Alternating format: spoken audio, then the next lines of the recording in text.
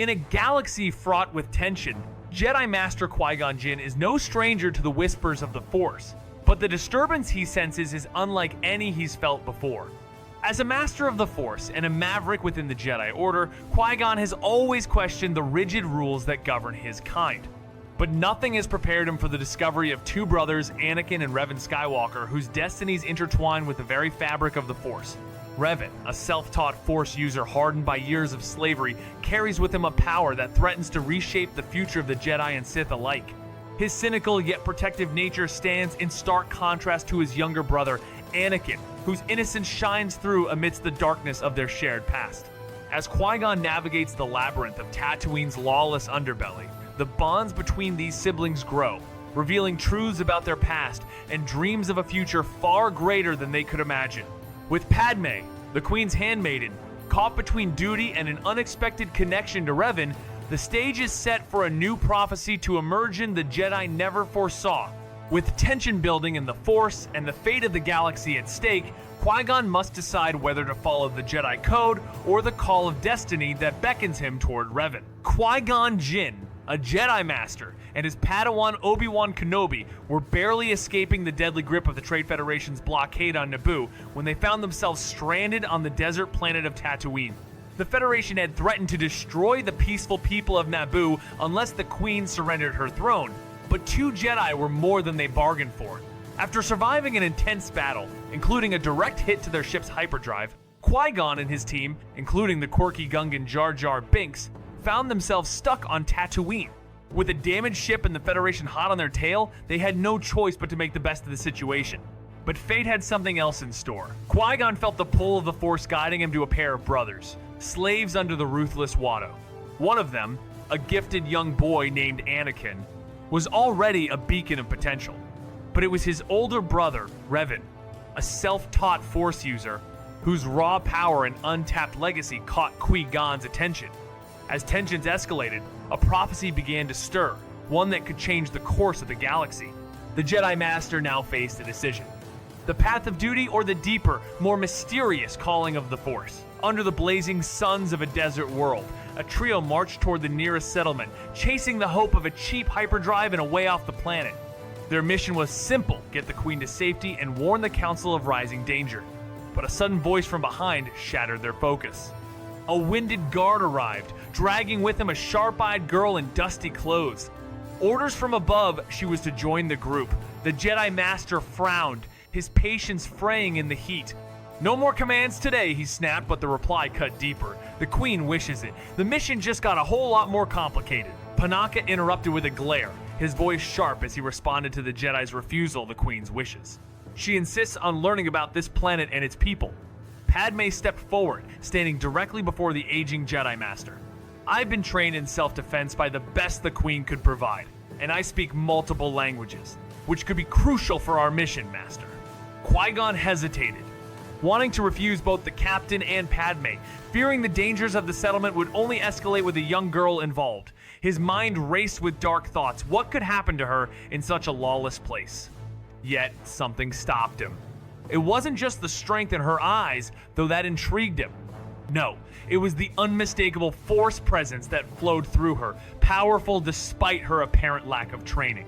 How had someone like Padme remained undiscovered by the Jedi, especially given her life in Republic space? The Jedi could sense that something was off. Despite the galaxy's political webs, they had most certainly encountered her, but no one dared anger her family. The truth was clear to him. The handmaiden standing before him wasn't just any servant, it was the real Queen Amidala, the one who hid behind her decoy. She could blend in with her handmaidens to evade assassins, but she couldn't hide from the Forcenaut without proper training.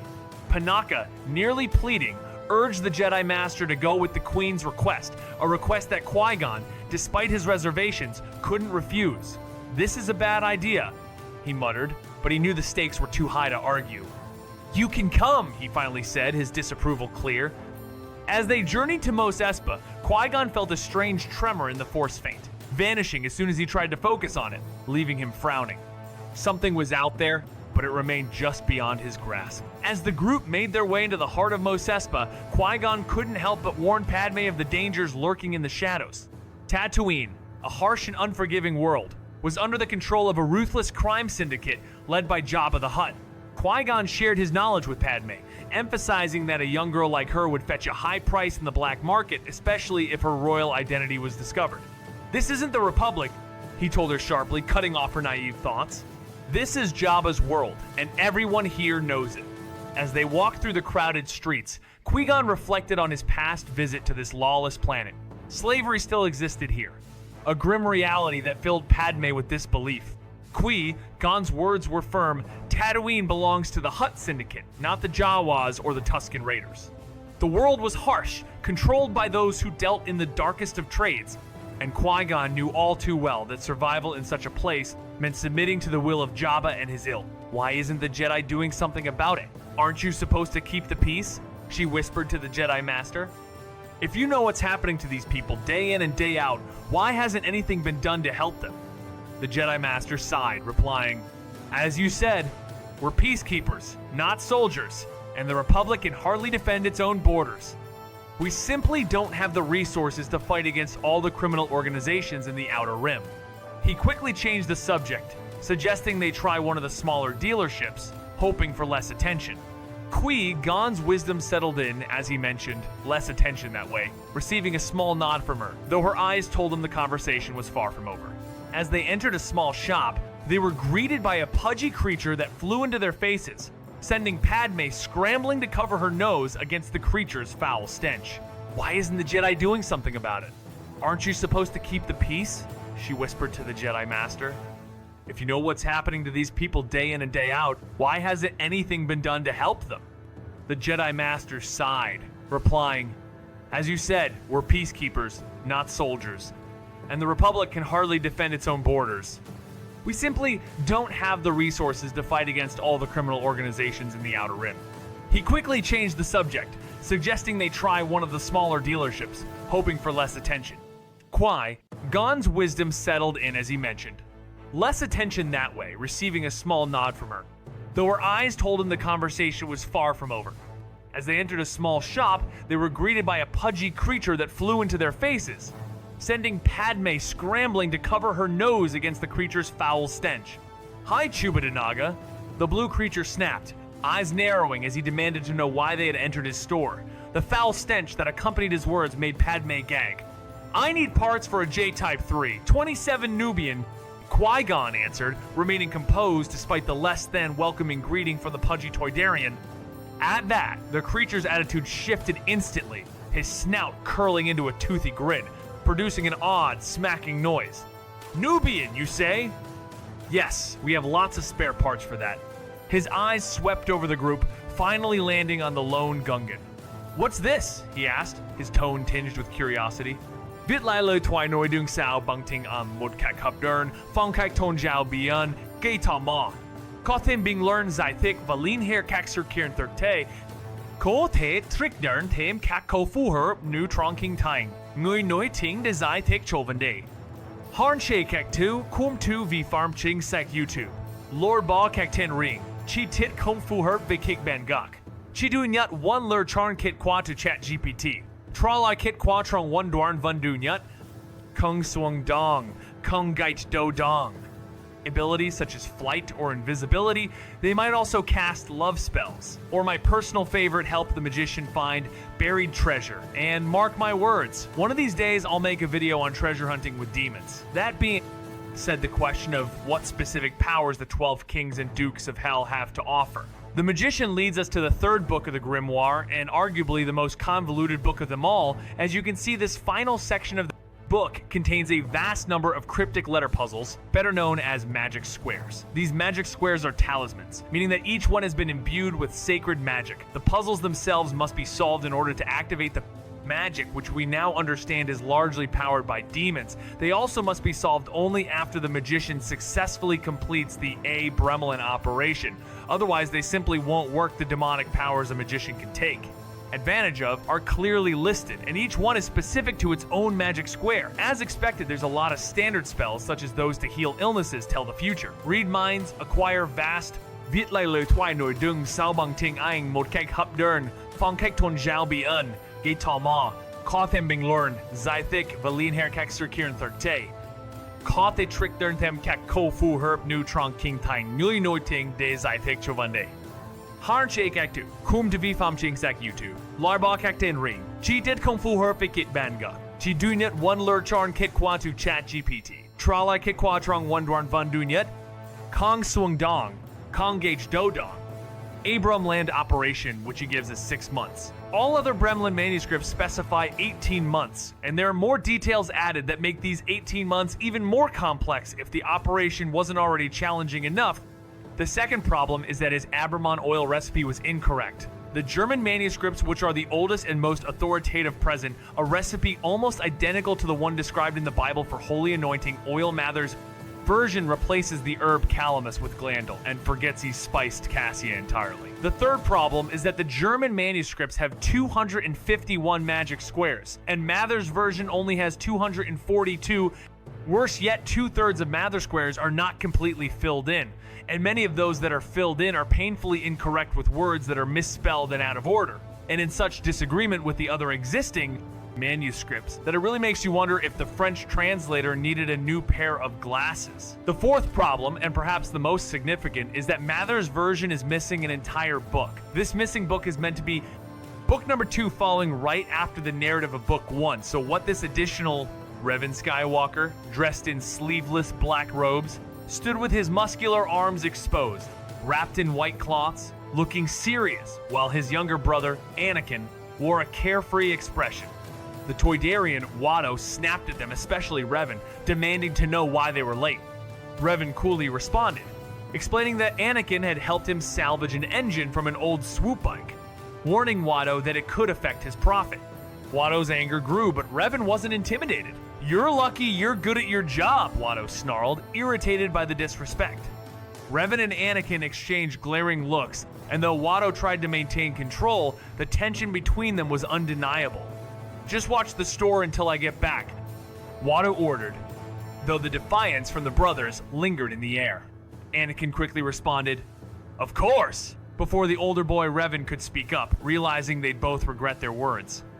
Watto nodded toward Anakin, his eyes cold, as he left with Qui-Gon trailing behind. "Sleemo," the older boy muttered, his anger clear as he spat in Huttese.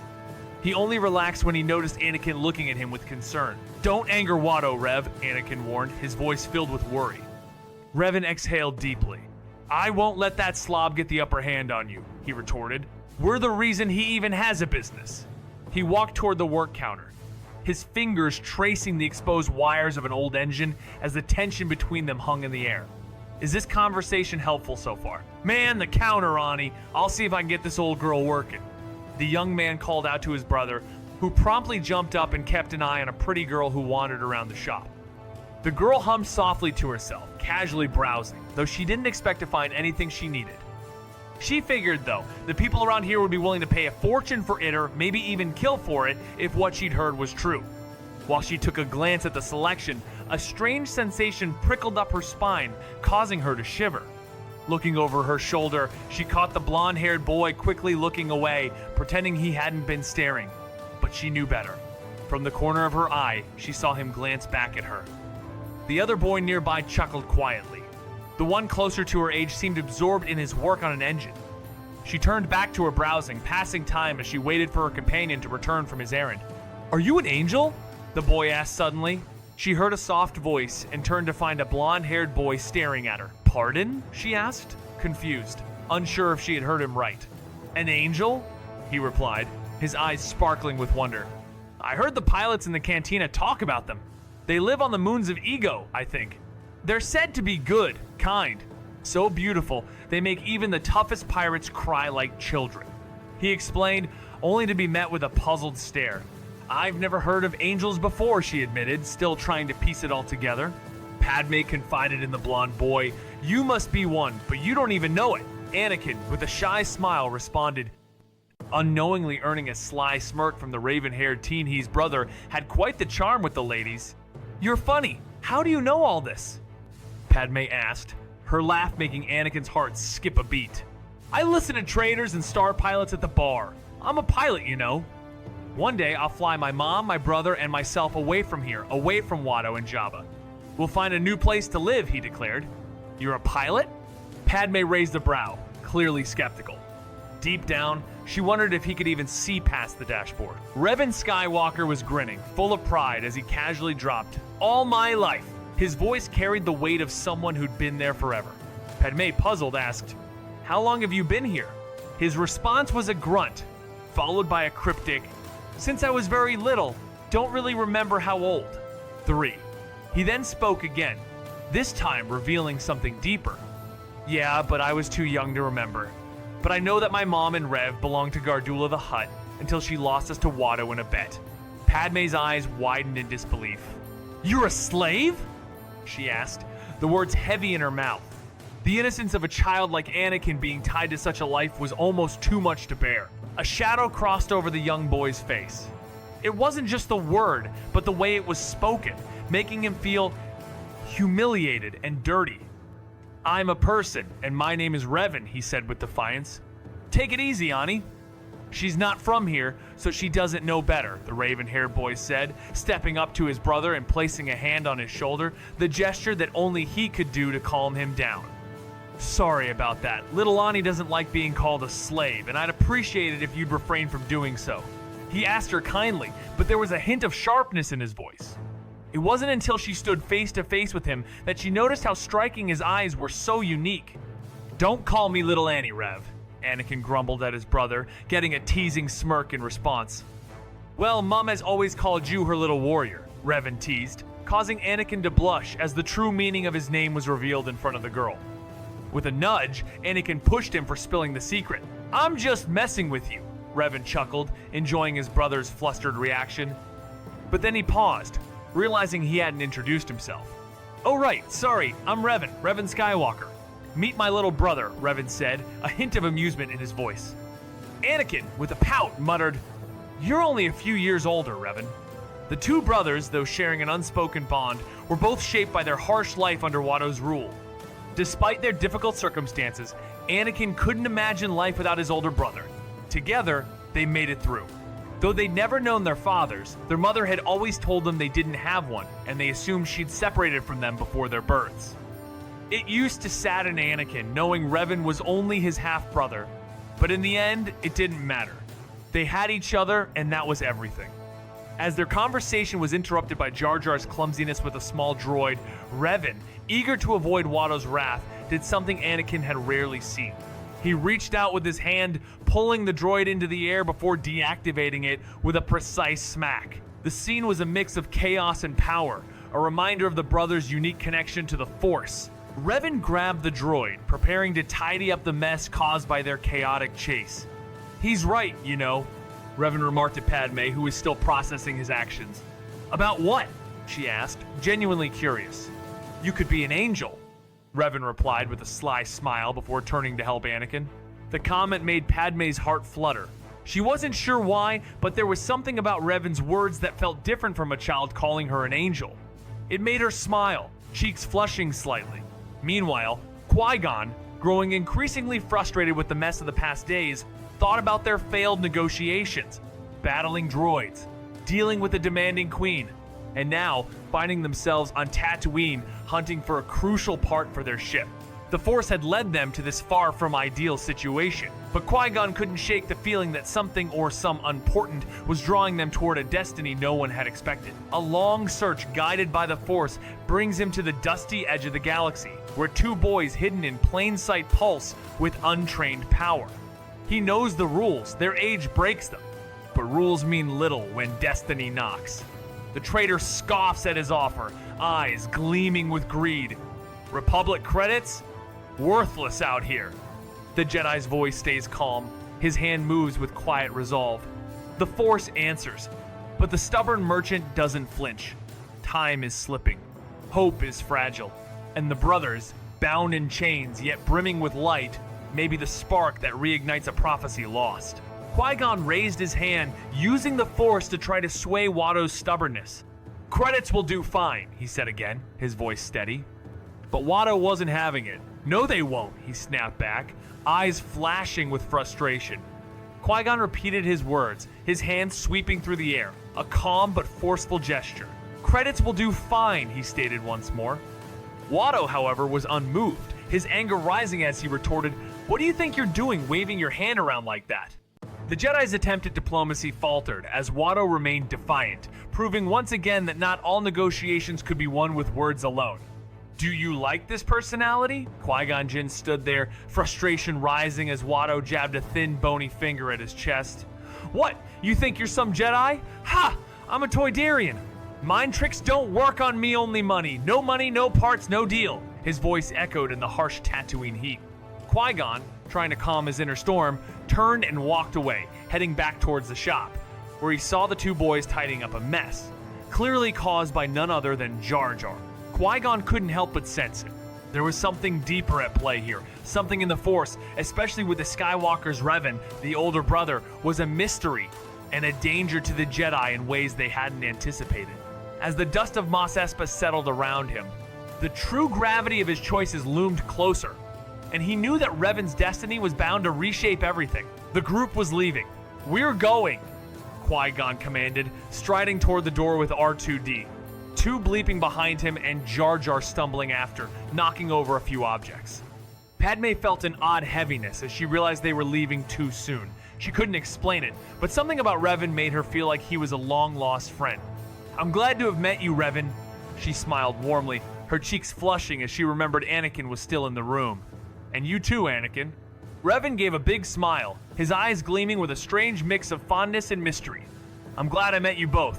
I hope our paths cross again one day." He waved and Padme returned the gesture with a soft smile. "Is this conversation helpful so far?" Revan simply nodded, his gaze indifferent as Padme flashed him a smile before hurrying off to join the others. "She was nice." Anakin sighed, watching her go with a dreamy expression.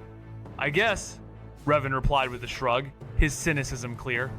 Unlike his younger brother, he saw no reason to get Adashid, especially to people they'd likely never see again. "You seem to like her a lot. Should I tell Mum we're about to gain a daughter-in-law?" Revan teased, causing Anakin to flush red and shove him playfully. Just then, Watto flew over, landing on the counter with a huff. "Outlanders! They think just because we live out here away from everything that we know nothing." Revan fought the urge to make a biting remark. He knew better than to make things worse for them, especially when their lives were quite literally in his hands. The power to detonate their bombs lay with him, though he had no intention of testing that limit unless absolutely forced to. After leaving the shop, Qui-Gon was in a bad mood. Watto had been right. As much as he hated to admit it, no one had the T-14 hyperdrive generator, and they wouldn't accept Republic currency either. He should have realized that sooner. To make matters worse, their ship didn't have anything of value to trade. But what really bothered him were the 2 boys from the shop. The Force was guiding him toward them, particularly the older one. But it was impossible to ignore how strong the younger boy's presence in the Force was too. One of them shined brighter, though Qui-Gon couldn't figure out which. His thoughts were interrupted when Padme nudged him to get his attention, pulling his gaze down to her. "Yes, can I help you?" the Jedi Master inquired, his voice calm yet curious as the young handmaiden Padme glanced around, ensuring they were alone. "Your Jedi powers. You can lift things telekinetically, right?" she whispered, her words barely a breath. A raised brow from Qui-Gon followed this was an unusual question. "It's one of our most basic abilities," he responded, his tone measured. "What brought this up?" he asked, his curiosity piqued. Padme leaned in, sharing with Qui-Gon the 2 boys, Anakin and Revan Skywalker. Qui-Gon's mind raced, the name Revan echoing in his thoughts. He had heard it before, but it didn't quite fit into place. It didn't matter, not yet. Padme continued, describing how Jar Jar had accidentally activated a droid, which ran amok until Revan, with a mere gesture, brought it to a halt. Qui-Gon paused, sensing something more to this boy. Self-trained, he mused? Or perhaps his parent? Someone connected to the Jedi Order? But Skywalker? I've never come across a Jedi by that name. His curiosity piqued. Qui-Gon knew he had to investigate further. Something ancient stirred in the Force, and this encounter was no coincidence. Do you like this personality? Qui-Gon Jinn couldn't shake the nagging thought that a Force-sensitive individual, especially one on the brink of falling to the dark side, was too dangerous to be left unchecked.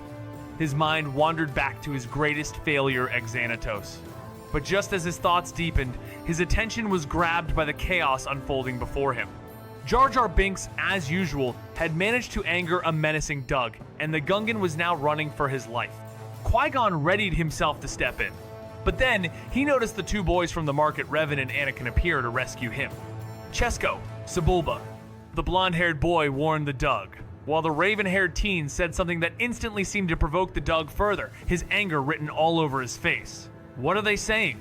Padme asked quietly, confused by the language and the tension mounting around them. Qui-Gon, with a hint of humor, warned that crossing paths with Sebulba and harming Jar Jar would lead to serious consequences. After all, Jar Jar was tied to the Republic's Senate. His words made the handmaidens smile at their cleverness. Once the danger passed, Anakin, with his usual brightness, joined the group, greeting them warmly. While Anakin thrived in meeting new people, his older brother Revan preferred solitude, his quiet nature, a contrast to Anakin's cheer. Anakin, though, couldn't quite explain the exhaustion he felt after long hours away from home. Revan and Anakin shared how close the Gungan came to becoming Doug food and suggested showing the group around their home Mos Eisley. With a few areas to avoid, especially with Jar Jar around, the group agreed to follow them through the streets, discovering the hidden corners of their life on Tatooine. Qui-Gon decided to follow the Skywalker brothers through the dusty streets of the town, knowing this would keep the Gungan out of trouble for the time being. His mind was focused, sensing the pull of the Force towards both boys. He stayed silent, observing them closely, gauging which of them he might take with him to Coruscant to train as a Jedi. Obi-Wan was already ready for the trials, but Qui-Gon felt a strong connection to one of these siblings, who could hold the key to an even greater destiny. The moment was tense, with unspoken thoughts and shifting fates.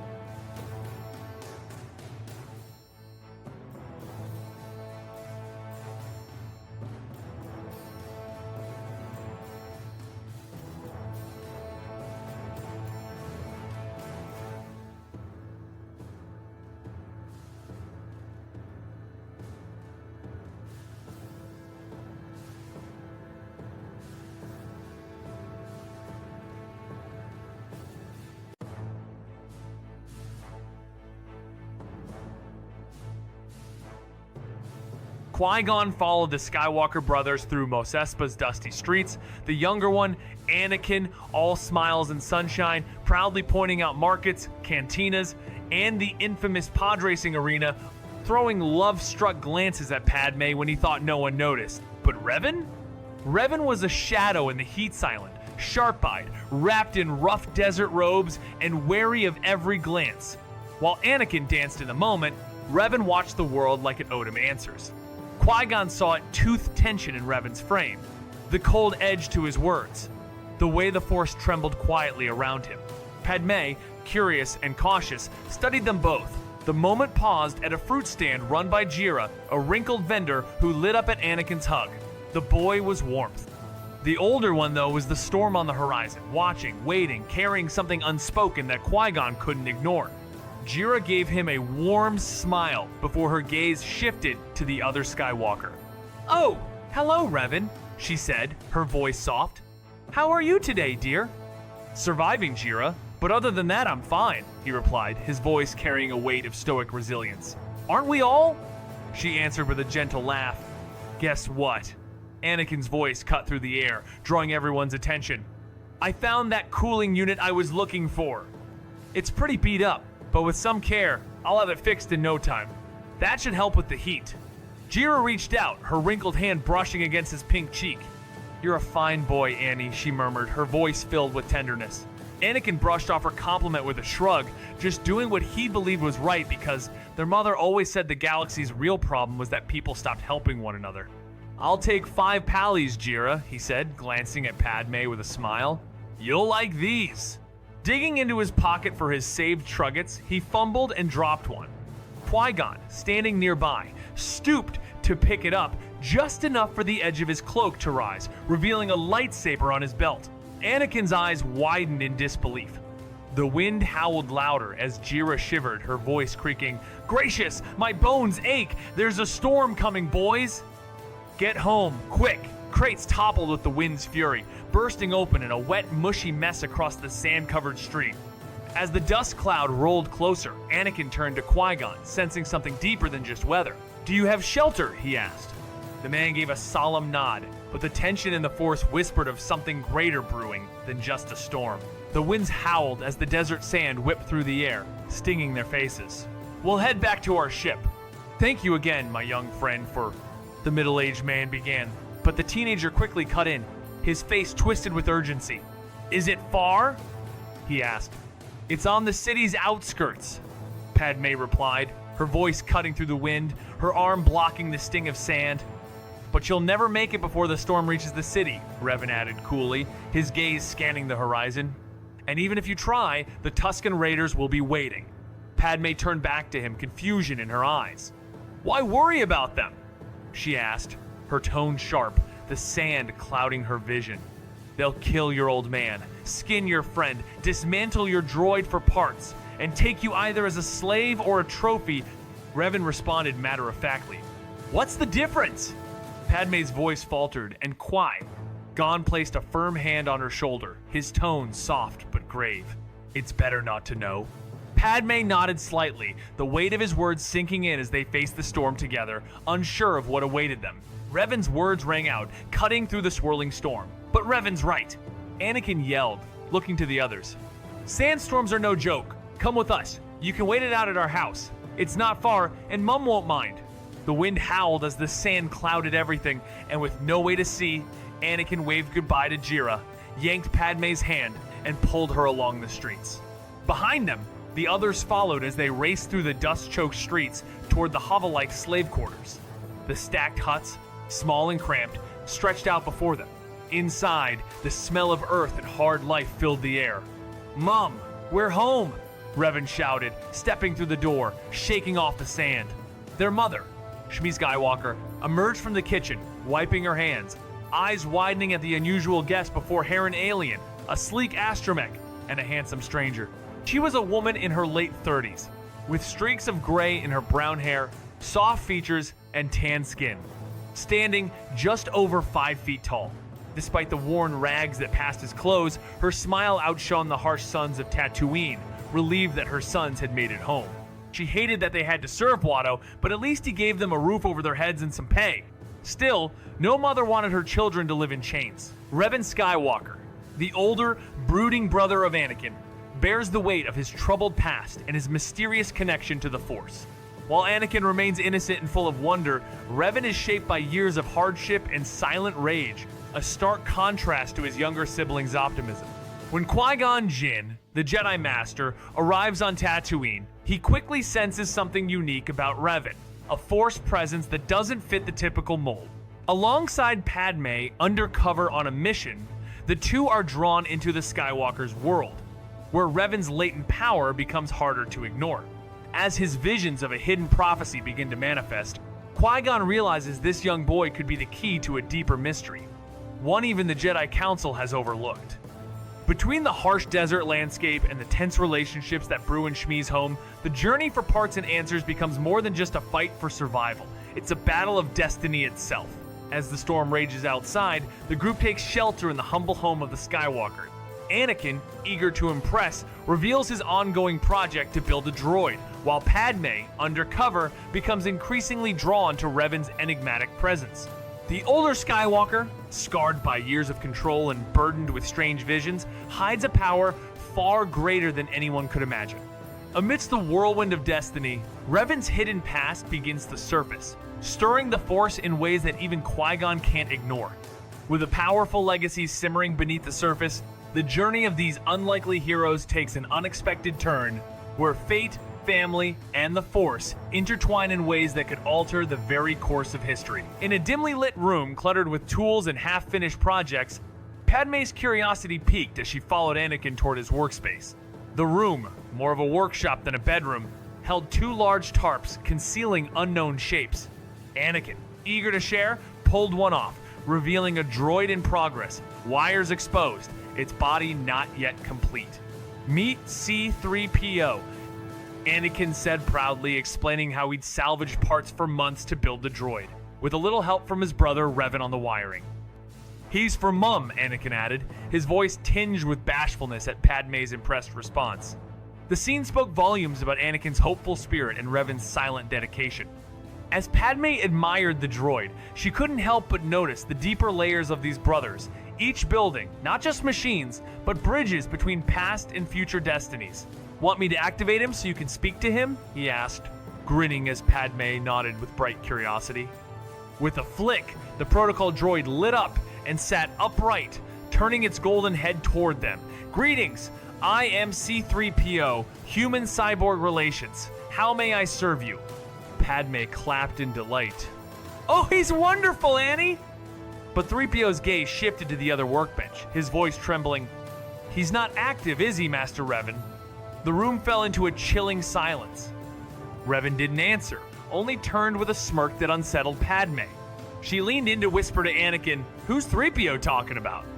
Her voice barely audible, as if the stillness had swallowed her breath. Anakin muttered, eyes locked on the dormant bench. "Revan's droid." The handmaiden couldn't shake off the unsettling feeling when he muttered the word droid. It was as if the mere mention of it had conjured dread. "Is it like 3PO?" Padme asked, glancing at the pale boy beside her. "No!" the blonde Skywalker shot back, startling her with the intensity of his response. "That thing is nothing like 3PO. He lowered his voice. "I have no idea why Revan would even create something like that, but it's not natural.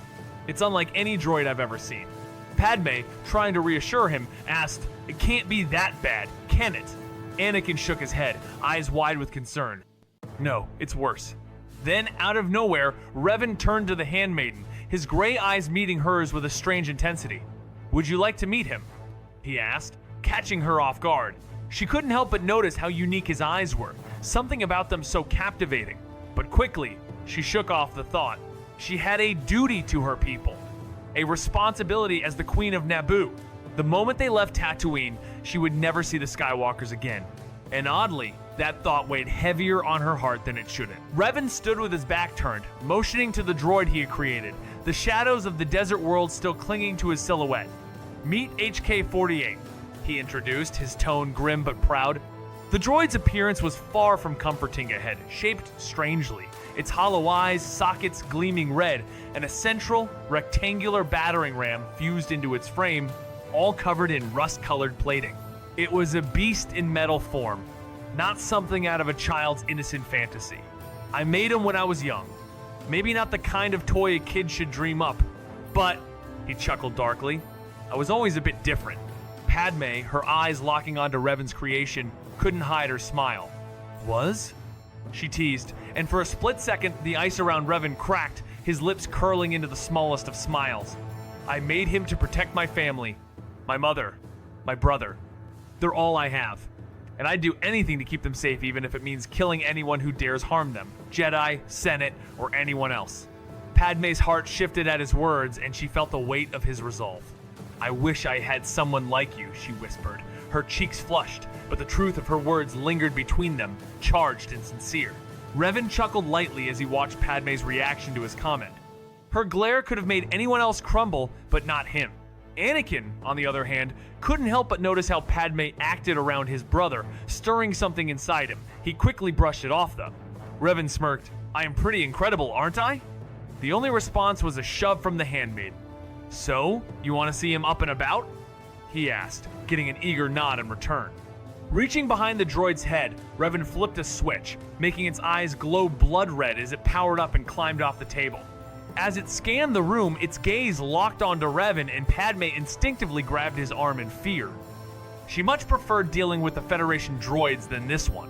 "Greetings, Master. Inquiry. Would you like me to eliminate this meatbag?" HK-48 asked with unsettling eagerness. Padme tightened her grip on Revan's arm. "That won't be necessary, HK," Revan replied with a chuckle, knowing how his mother had come to accept the droid despite its personality.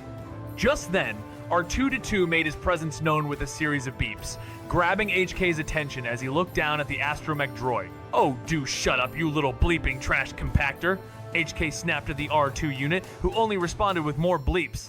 "See what I mean?" Anakin whispered to Padme, still holding on to Revan's arm, noticing the silence from him.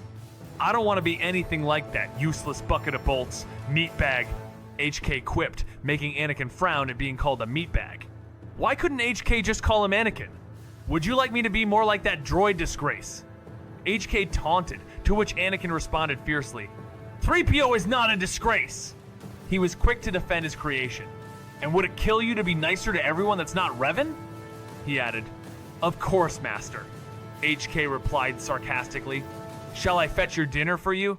It's no problem. I live to serve your every desire, Master. You know it doesn't really work if you tell me you're mocking me before you mock me, Anakin muttered at the assassination droid. Answer. Well, if I didn't tell you, I'd be worried that your fleshy processing drive wouldn't understand that I was mocking you, meatbag. After hours of insults from HK-48, the droid had spared no one but Revan, who he referred to as Master. Meanwhile, Shmi accepted the food capsules from Qui-Gon in exchange for shelter, grateful for the company as the storm raged outside, preventing their departure until nightfall. As they sat around the table discussing the harsh reality of slavery, Padme struggled to comprehend its prevalence in the Outer Rim. There are tiny devices implanted inside the bodies of slaves when their masters first gain them, Shmi explained. Revan's close to finding ours, though, Anakin chimed in with hope. And once he does, we can finally be free from Watto and leave Tatooine. His optimism was met with a soft ruffle of his hair from Revan, a rare moment of warmth despite their harsh lives. Shmi's heart swelled as she saw her son's bond. Yet, the fear of tampering with the devices lingered in the air, reminding them all of the delicate path they walked between freedom and danger. Then, boom! You blow up faster than a farewell to your mom, Anakin finished, not noticing the shocked faces of Padme and Jar Jar. The Jedi Master, however, kept a calm expression he knew all too well about slavery in the Outer Rim. But as a Jedi, he had to remain detached. The actions of the Jedi reflected on the Republic. How rude, muttered the Gungan with a frown. I can't believe slavery still exists, Padme said, her face sour. The Republic's anti-slavery laws, she began, but was cut off by Revan, who sat across from her. Doesn't exist here, he interrupted. The Republic never cared for those beyond its borders. They talk about being the galaxy's protectors, just like the Jedi, but the truth is, they only defend what benefits them in the end. Revan, Shmi scolded. Seriously, I'm just stating the facts, Mum. Both the Jedi and the Republic have known about the slavery, the Hutt Syndicate, the pirates, and slavers controlling the Outer Rim for ages, and they've done nothing. Maybe it's because they know they'd be overwhelmed if they tried to fight all those pirates? Qui-Gon mused, leaning forward. And what about the Jedi? Revan shot back. What about them? With all the children they take from their families, surely they could build an army. The Jedi are peacekeepers, not soldiers. Qui-Gon responded, unshaken by Revan's jab, a familiar protest he'd heard countless times before. But weren't they soldiers in the Old Republic? Revan pressed. They protected the innocent, defeated the corrupt. That was a different time, Qui-Gon countered. Now, we live in an age of peace, where the Jedi no longer need to be warriors. You seem to know a lot for a simple farmer, Revan remarked, his eyes narrowing as he studied the long-haired man. Qui-Gon Jinn, with a knowing smile, replied, I could say the same about you, my young friend. The Jedi's lips curled into a small grin. Not many know about the Old Republic, nor do they care much either. Revan's thirst for knowledge was insatiable, something his mother, Shmi, couldn't help but comment on, much to her son's displeasure. Don't give me that look, honey. You know it's true, Revan grumbled, a small pout forming on his face. History tends to repeat itself, and only a fool ignores it. Padme giggled softly at the sight. Anakin, eager to shift the mood, asked, So, have you ever seen pod racing? I have, Revan responded. They have pod racing on Malastare. As Qui-Gon Jinn arrived on Tatooine, his attention was drawn not only to Anakin Skywalker, but also to his older brother, Revan Skywalker. A self-trained, Force-sensitive teenager, Revan carried the weight of years spent under the control of the cruel junk dealer Watto. With Padme undercover and intrigued by Revan's intense intelligence and unwavering moral clarity, the plot took an unexpected turn. As Revan's latent powers began to manifest, strange visions and unsettling whispers from the Force led Qui-Gon to suspect something far deeper than just raw talent. It seemed Revan was tied to a prophecy the Jedi Council knew nothing about. What began as a search for parts to repair a ship evolved into a battle for destiny, legacy, and rebellion as Revan's presence altered the course of the galaxy. Anakin glanced at the older man sitting at the table, his curiosity piqued. You're a Jedi Knight, aren't you? He asked. Revan, looking as though he'd seen it all, responded with a smirk. I doubt it, Annie. I expect you're a Jedi Master. Either that or you've been waiting for your trial for far too long. Qui-Gon, surprised by Revan's deep knowledge of the Jedi Order, couldn't help but notice the subtle jab at his age. What makes you think I'm a Jedi? He inquired, though his gaze lingered more on Anakin, who had asked the question. I saw your lightsaber earlier. Anakin said, matter-of-factly, Jedi are the only ones who use lightsabers. He nodded as if he'd cracked a cosmic code. Revan, ever the enigma, thought for a moment. His presence here was supposed to remain under wraps. Any attention would complicate things. Maybe I killed a Jedi and took it as a prize? He offered, his voice dripping with ambiguity, leaving the room hanging in tense silence.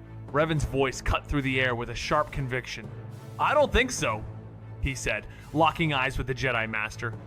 The only way to kill a Jedi besides overwhelming them or the passage of time is a Sith Lord. But according to the Old Republic texts I've read, they were either destroyed or faded into history. Though you can't trust everything in a book, can you? His words hung in the air, leaving Qui-Gon astounded by how much the boy knew about both the Jedi, the Sith, and the ancient past. Anakin, eager to share his thoughts, spoke up, his voice full of hope. I had a dream once, that I was a Jedi Knight. I came back here and freed all the slaves. His eyes sparkled with the possibility. Qui-Gon raised an eyebrow. Is that why you're here? To free us? Anakin didn't buy the Jedi's answer, but Qui-Gon remained firm. No, I'm afraid not. Anakin, however, was undeterred. I think you have. Why else would you be here? Revan pretended not to care, though his sharp ears caught every word. Qui-Gon, sensing the boy's curiosity, sighed inwardly before yielding to the inevitable.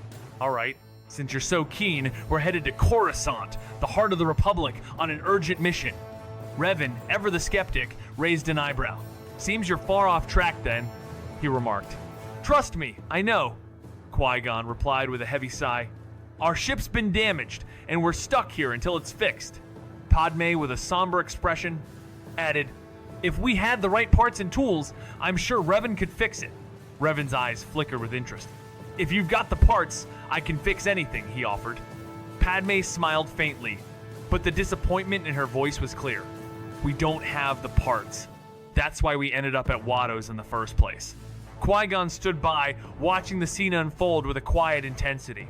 Waisa got no moolah to trade, Jar Jar muttered, the weight of his words sinking in.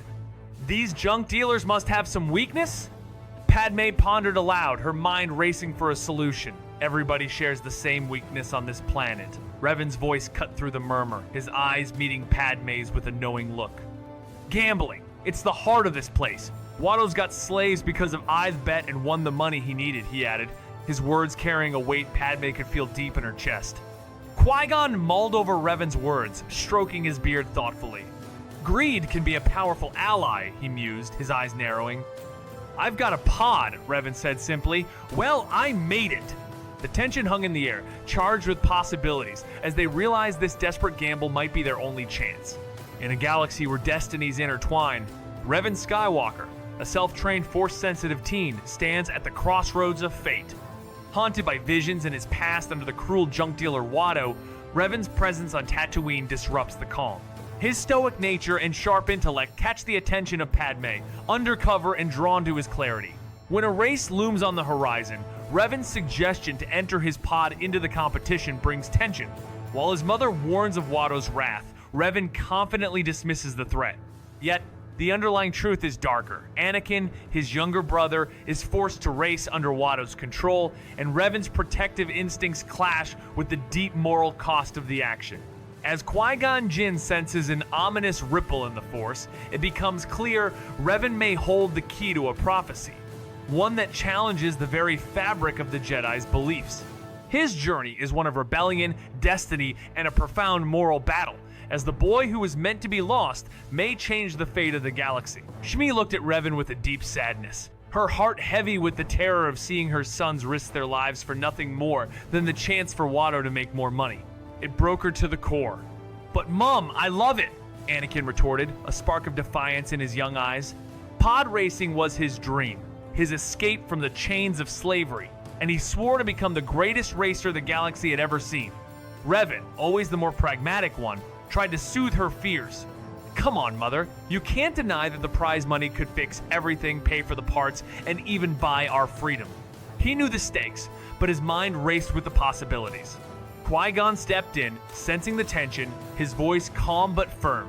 "Revan," he said, turning to Shmi, "is there anyone here who could help us? Someone who's friendly to the Republic?" Shmi looked down, the weight of her helplessness clear in her eyes. She shook her head. "Number." Revan stood tall, a quiet guardian of his home. "I need you to protect the house again, HK.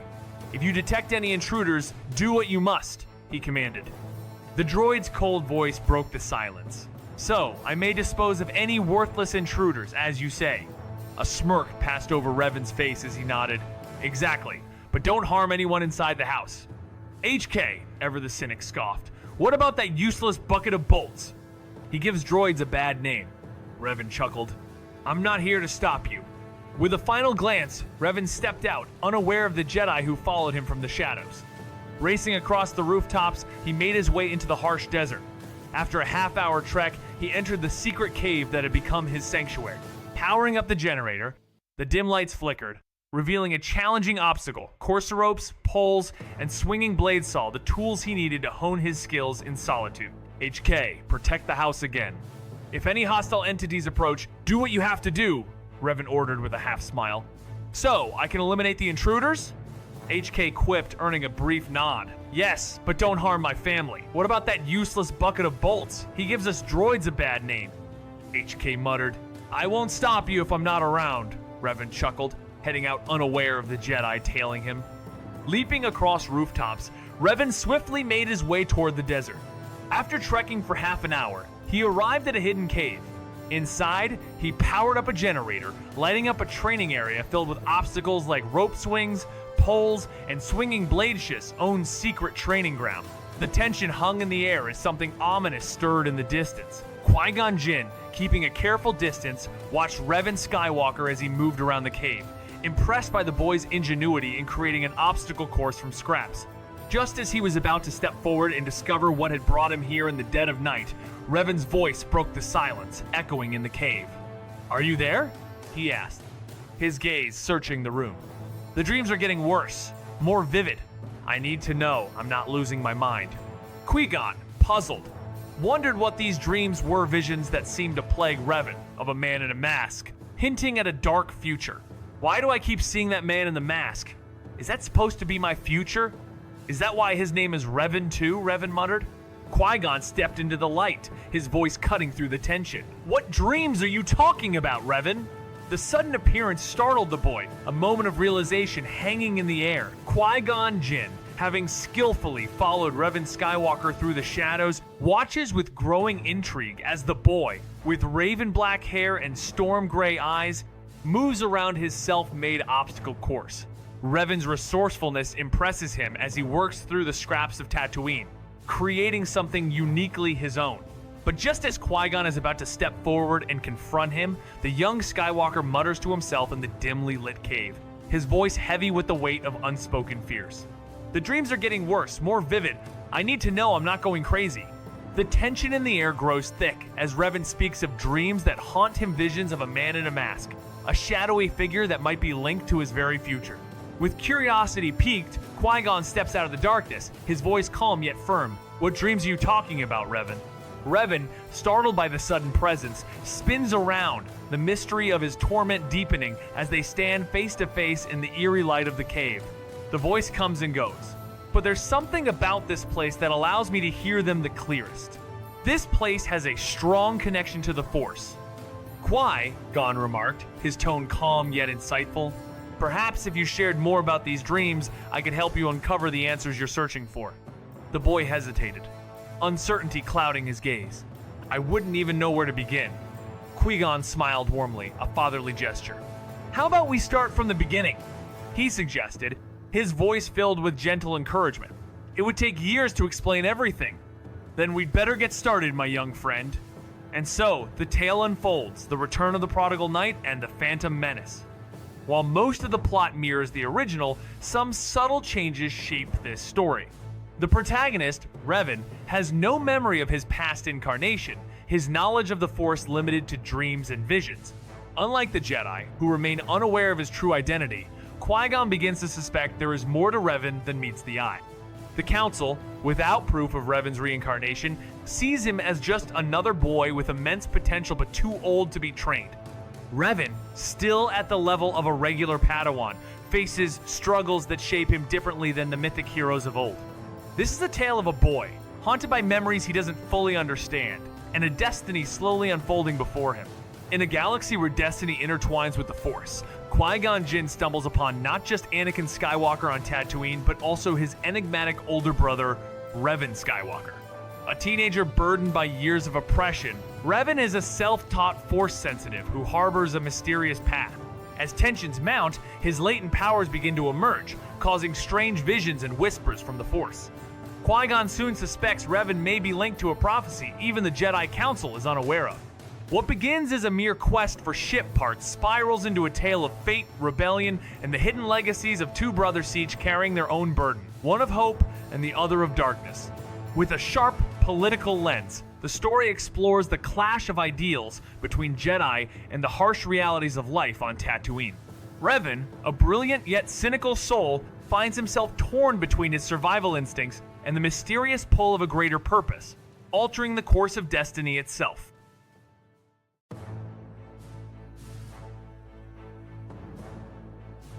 Revan sat beneath the flickering cave light, his voice low and uncertain as he admitted he didn't know where to begin, caught off guard by the Jedi who had found his hidden refugee's only private place in a life stripped of freedom. Qui-Gon stood calm, his gentle presence urging the boy to start from the beginning.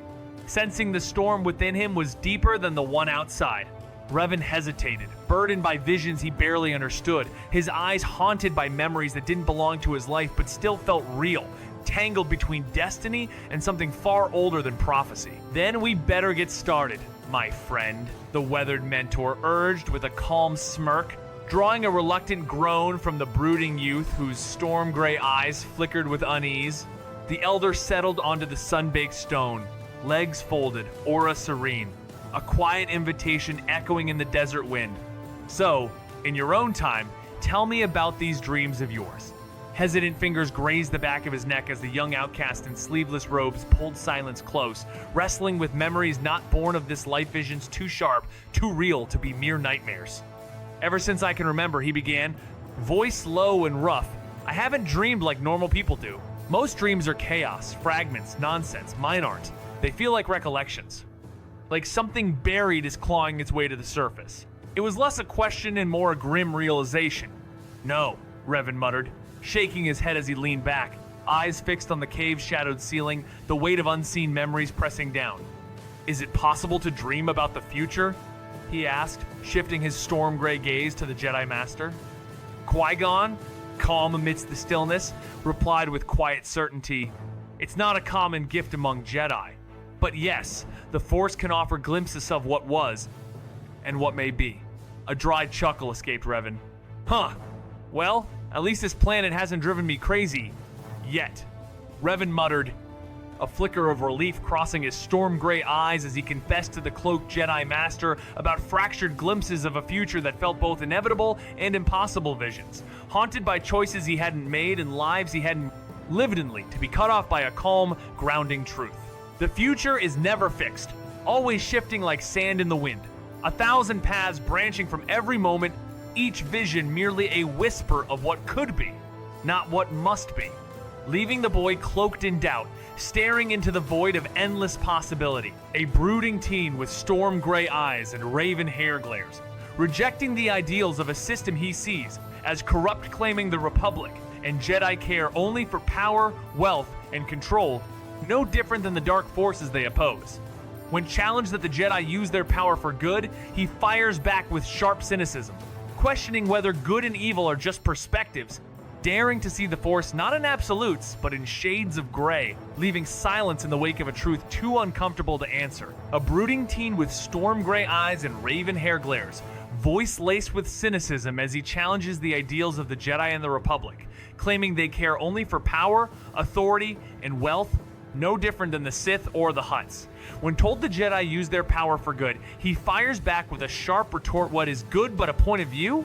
questioning why the Force must be seen in absolutes of black and white instead of shades of gray, pushing the boundaries of belief with raw intellect and haunted intensity. A brooding teen with storm gray eyes and raven hair leans against the shadows of his cave, voice sharp with cynical wisdom beyond his years. They've never cared about anything beyond their borders, only power, control, wealth, cloaked in the Republic's hollow glory and the Jedi's quiet pacifism. But look closer, and the line between them and the Hutts, the Sith, begins to blur.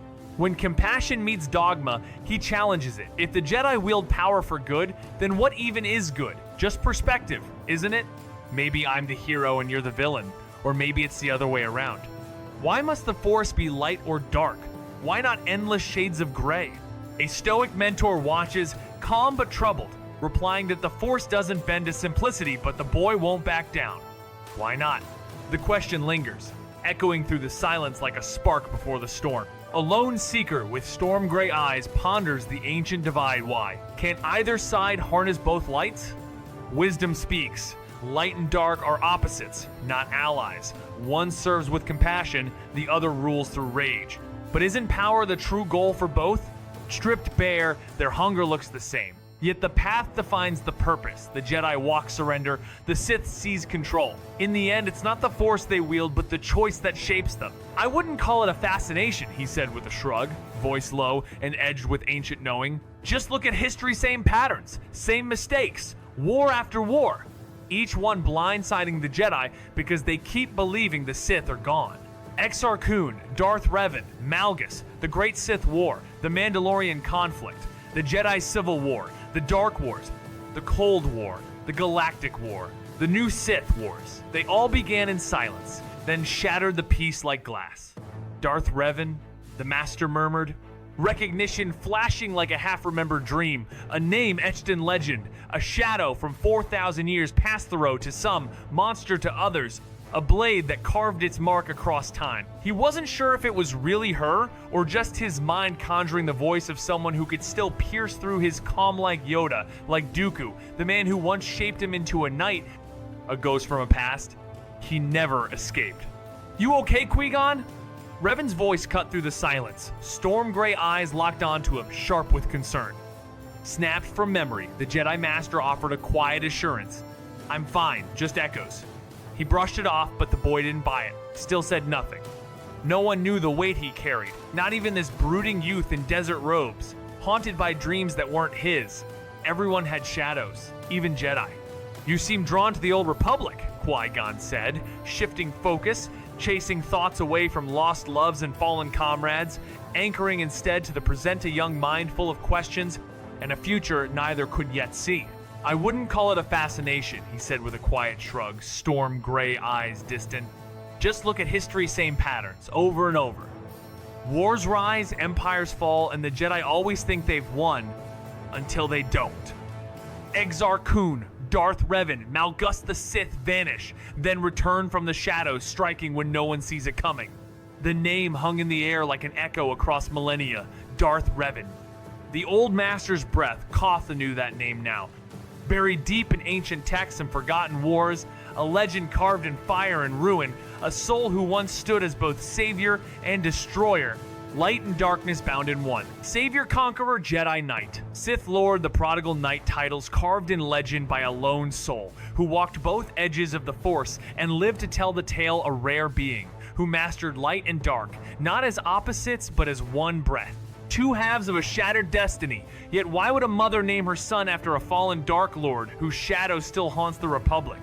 Why invite the weight of that bloodline when even his descendants bore the burden with silent pride? Qui-Gon mused on the paradox of balance. A gray Jedi may touch the dark but never drown in it, for the light always pulls back. Restraint becomes weakness, and weakness becomes fall. Revan spoke with quiet intensity, asking if Qui-Gon had ever heard of Kriya or Tsar names that carried weight in his haunted mind, only to be met with an honest denial.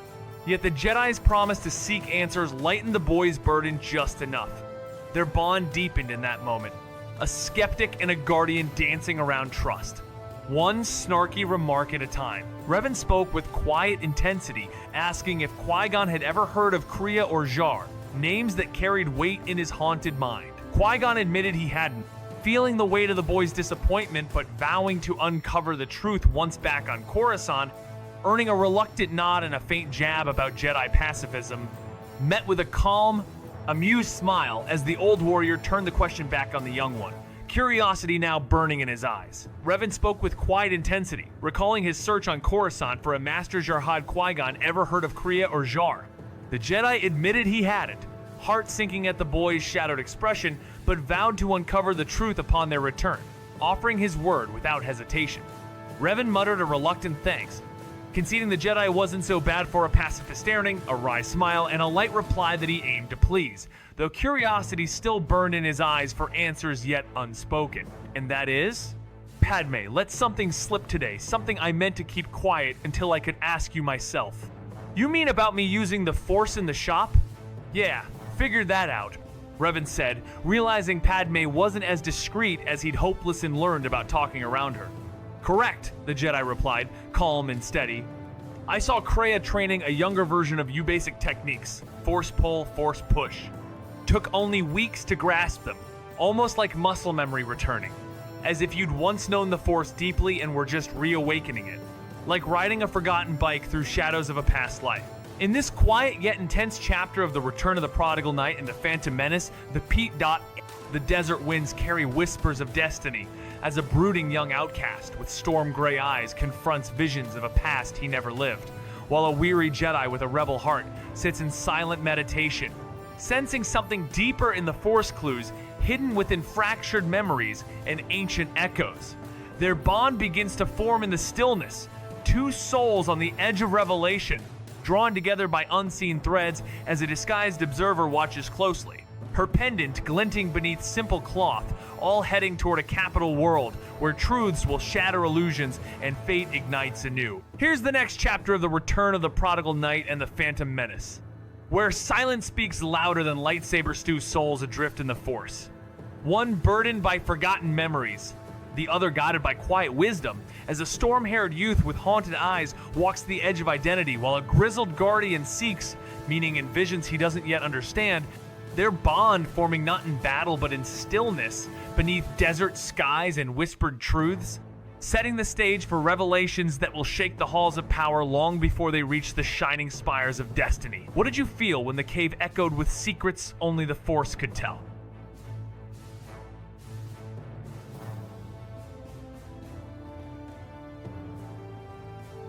As Tatooine's twin suns bleed into the horizon, fate cracks open beneath the weight of a Gambalone boy races for freedom.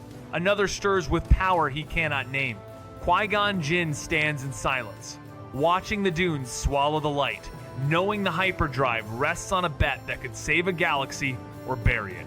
Anakin bends metal and fire to his will, but it is Revan who unsettles the Force itself, visions clawing at his mind, whispers calling him from the dark, a name too ancient to remember. Revan. Shmi speaks in hushed tones of sons born not of flesh but design, of eyes that glowed before they opened. Padme, cloaked in duty, finds her resolve trembling under starlight as a quiet moment with Revan unravels something deeper than loyalty, something like truth. The pod racer roars to life at dusk, thunder in oil-streaked hands, while shadows stretch long with the return of a legacy half forgotten. This is not just a race. It is the first breath of destiny, tangled in blood, sand, and a name that once broke empires. As the twin suns bled into the horizon, Qui-Gon stood at the edge of the homestead, comlink silent in his hand after Obi. Wan's wary voice faded into static trapped by sand and fate. He tucked the device away, words unspoken weighing heavier than duty. There was no choice, only the pull of something ancient stirring beneath the dunes. His gaze fell to the courtyard where two boys shaped metal in destiny under a dying light, their hands building more than a racer forging, the first sparks of a future no Jedi prophecy had foreseen. Nearby, a handmaiden watched with guarded eyes, and a mother stood beside the Jedi Master, both bound by love and silence. In that stillness, Qui-Gon felt it the echo of forgotten names, the breath before revelation, the quiet unraveling of what it meant to be chosen not by the Council, but by the Force itself. You should be very proud of your sons, Qui-Gon said, his voice cutting through the still desert air. They give without any thought of reward. Our galaxy would be a far better place if everyone acted as they do. A quiet warmth flickered across her face. a mother's pride glowing like embers beneath the weight of years spent in chain. She had nothing to give them but love and lessons forged in hardship, yet somehow they grew kind, unspoiled by hunger or hopelessness. They know nothing of greed, only of dreams, she whispered, then hesitated, the truth clawing at her tongue, something deeper, older, written in the way their eyes caught the twin suns just before dusk, in the way one boy once stopped a man's breath with a glance, in the visions that came like storms none could explain. Special power. Under the twin suns of a desert world, fate crackles in the silence between heartbeats. Qui-Gon speaks truths buried deep in the Force, his voice steady yet laced with awe as he reveals the boy's gift, seeing what has not yet come, a sign of souls touched by something ancient and unyielding. Her breath catches, eyes locked on his, shimmering with a hope long denied. These children brothers bound by blood and something darker were never meant for chains or dust. One, forged in visions of fire and shadow, wakes screaming from dreams he cannot name. The other, bright and raw, burns with a speed that defies nature. And in the hush of evening, as one whispers words that make a girl blush and a boy flush with fury, a mother's guilt settles like sand after a storm she knows they were never hers to give away, never born, but brought. I remember his first vision, the sweat, the terror, the raw power trembling through him, and those storm gray eyes wide with something beyond fear. Qui-Gon listened, breath held, as she spoke of the house shaking, of a scream that tore through the night like fate unspooling. It was only her arms around him that stilled the storm, only love that pulled him back. And then, broken and small, he begged not for himself, but to be spared from him again. Vitiate. The name slipped into the silence like a shadow with no source. Qui-Gon turned it over in his mind, a whisper from no past he knew. Yet it rang with weight, with warning. If this vitiate was not of history, then perhaps he was a prophesiant. If so, why would a name unborn already hunger for a child's suffering? As the twin suns bled into the horizon, a quiet dread settled in Qui. Gon's bones something ancient stirred in this desert dust, in the boy called Revan. The name alone was a scar on history, whispered in Jedi halls like a curse from a forgotten war. 4,000 years ago, a legend turned tyrant, a Jedi who walked the edge, and became something darker Darth Revan, the fallen general who burned through galaxies with his apprentice at his side. And now here, in the silence of a slave's hut on Tatooine, that same name had been given not by chance, but by blood. Shmi's answer hung in the air, simple yet unsettling. It's just a name, but Qui-Gon knew better. Names are never just names. They are echoes, prophecies, warnings. And this one carried the weight of a destiny neither she nor the galaxy may be ready to face. "Oh my," Shmi whispered, her hand trembling over her lips as the weight of revelation settled in. "I had no idea what happened to him." Qui-Gon exhaled slowly, his voice low and measured beneath the twin sun's fading glow. "I'm afraid my knowledge of Darth Revan is limited.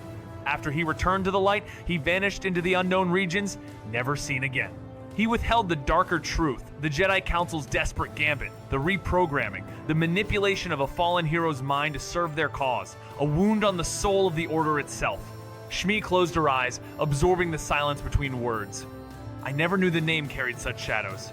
I only named him that because it came to me in a dream mode I've never understood, yet could never forget. Under the dim glow of Tatooine's twin suns descending beyond the dunes, a truth stirs beneath the silence. Shmi's voice trembles as she speaks of sons born without fathers, of miracles wrapped in sand and shadow. When Qui-Gon hears the words fall from her lips, he feels the Force ripple like wine through ancient ruin-stone boys, untouched by mortal lineage, their origins veiled in something far older than bloodlines. Her confession hangs heavy, not with shame but sorrow, a mother's plea woven into the fabric of fate itself. And though the Jedi bears no answers, only doubt and duty at war within him, one thing becomes clear. These children were not born by chance, but placed here by hands, unseen their destinies, already written in starlight and storm. I've never heard of a Jedi named Skywalker, but as the desert wind whispered through the stone walls, Shmi lowered her gaze, a quiet flush crossing her face. There was no father. With either of them, she admitted, voice trembling like sand on a dune. With Revan, I thought perhaps one drink too many under the twin suns, but when it happened again with Anakin, I knew it wasn't chance. 2 sons born without a man, and I'm no liar, no sinner. I can't explain it, and I have no proof. Can you help them?" Qui-Gon stood in silence, the weight of her words pressing like a storm on the horizon. "As cruel as it sounds, I didn't come here to free slaves." His voice cracked not with indifference, but with the ache of a truth he wasn't ready to face. Under the twin suns of a desert world where fate cracks through the sand like lightning, two boys stand on the edge of Destinion, a prodigy with the heart of a hero, the other a storm wrapped in silence, born not of blood but of something older, deeper. As the pod racer roars back to life and echoes of ancient wars whisper through the dunes, a mother's truth cuts through years of illusion. They were never born, they were placed. Revan, marked by visions and a power he cannot name, carries the weight of galaxies no child should bear, while Anakin burns with a light too bright to ignore. The Jedi sense the imbalance, the divergence, the thread of something long buried now rising. One is too old for training, too wild for rules, too close to the edge, yet neither can be denied. In quiet moments beneath star-strewn skies, bonds form not through words, but through silence, touch, a shared breath between souls recognizing each other across lifetimes. This is not just a story of pod races and prophecy, Sid. It is the awakening of a legacy veiled in shadow, where protection comes at a cost, where names from a forgotten age rise like dust in the wind, and where love, loyalty, and the Force itself begin to blur into one unbreakable vow. Under the dim glow of Tatooine's twin suns, Shmi speaks in hushed tones of a power she cannot explain her. Sun's eyes flash with storm and fire, his rage summoning an invisible grip that crushes the breath from those who threaten them, leaving slavers gasping on the sand without a single touch. She watches the Jedi Master closely, seeing the flicker of recognition in his gaze, the weight of forbidden knowledge. He confirms what she fears it is not a path of light, but one walked by shadows, an ancient discipline twisted by the Sith, born of fury and control. The word hangs in the air like a sentence. Sith. A name whispered in dread, now tied to the boy she holds dear. A force both terrifying and protective, stirring echoes of forgotten wars and destinies not yet written. Revan mentioned them last night. Aren't they enemies of the Jedi? The Jedi nodded, but they were destroyed a millennium ago by both the Jedi and the Republic. But I wouldn't worry about Revan using that ability. I'll speak to him about it later. In truth, the Jedi Maverick was uneasy if Revan was tapping into dark side powers. It wasn't just a warning sign, it was a spark on dry tinder. Such abilities could mark the beginning of a fall few returned from, and if the Council learned of this, they might not seek to train him, they'd seek to stop him by any means necessary. Before he could press further, a thunderous bang split the air, followed by the raw scream of a pod racer's engine roaring to life. Anakin sat inside, grinning like a boy who'd just stolen the stars, while Revan stood at the flank, smeared in oil, hands blackened, overall stained with sweat and grit. Qui-Gon looked impressed few could have rebuilt that machine in time. Shmi didn't flinch. She knew her son. He'd always had a gift for fixing what others abandoned. A quiet genius forged in silence and sand. One he'd shared only with his brother through long days beneath scorched metal skies. She stood in the shadow of a crime lord's domain, every instinct screaming that unseen eyes were watching. Jabba's reach was long, his cruelty legendary, and the thought of being tracked sent a chill down her spine. Shaking off the dread, she wandered the quiet corners of the Skywalker home, searching for distraction. Shmi scrubbed dishes in the kitchen. Jar Jar snored in a heap on the floor. The droids lay dormant in the boys' room. And HK's mechanical footsteps echoed like a hunter's breath through the hall's best avoided. Outside, Anakin and Qui-Gon sat in silent vigil on the veranda, silhouetted by the dying light. One figure remained unaccounted for Revan. Since Qui-Gon had taken him away hours ago, he'd vanished without a trace. Thena Creek. A door parted. He emerged, cloaked in dust and darkness, hood drawn, eyes glinting like storm clouds under starlight, as if he'd walked back from a vision no one else could see. She stood in the shadow of a world ruled by greed and power, where every whisper could be a threat and every ally a target. Jabba's domain loomed like a curse over the desert sands. Her mind raced with dangers unseen, spies in the dark, enemies at the gate, but she pushed the fear aside and stepped deeper into the quiet heart of the Skywalker home. Shmi moved gently through the remnants of dinner. Jar Jar sprawled in slumber, droids powered down, HK-47 prowling the halls like a specter she dared not meet. Outside, Qui-Gon and Anakin sat in silent vigil beneath the twin suns' dying light. but one presence remained untraceable, Revan. Since Qui-Gon took him away hours ago, he had vanished without a trace. Under the twin moons of a desert world, gray eyes meet brown in a silent spark that defies fate. Revan Skywalker steps forward, cloaked in shadow and starlight, his raven hair tousled by the wind as he sheds his cloak to reveal more than just sweat-soaked skin, but a presence raw and real. Padme stands guarded, yet breathless, her heart betraying her composure as his soft voice cuts through the night with quiet concern, only for her pride to answer with sharp wit. Their words laced with tension, not of conflict, but connection. Two souls orbiting each other in the stillness before destiny's storm. Under the twin shadows of Tatooine's dunes, and a sky stitched with stars, a spark flickers between two souls bound by silence, and Storm Revan's sharp words cut like desert wind, teasing Padme with a smirk that hides his ache, her flush betraying more than anger as she shoves him, only to find him yielding not with mockery but concern, his hands raised in false surrender before the question slips out. Raw and real, what's wrong? And in that moment, beneath the weight of unspoken destinies and the glow of distant suns, even defiance falters. Under the twin shadows of Tatooine's dusk, a whisper cuts through silence. You wound me, Padme.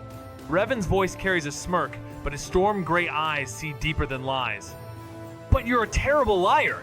Denial flickers across her face, tight and rehearsed, yet he sees the tremor beneath the fear she hides, the weight she won't name. I can sense the emotions rolling off you, he says, calm, unrelenting.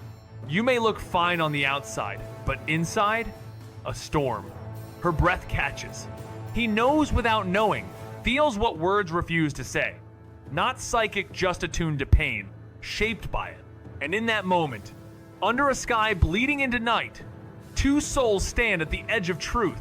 One guarding secrets like scars, the other seeing them for what they are, not flaws, but proof of survival. Padme swallowed hard, the weight of her secret pressing against her ribs, as Revan's voice cut through the silence like a whisper in the dark. She wanted to speak, to unburden herself, but the words died before they could form.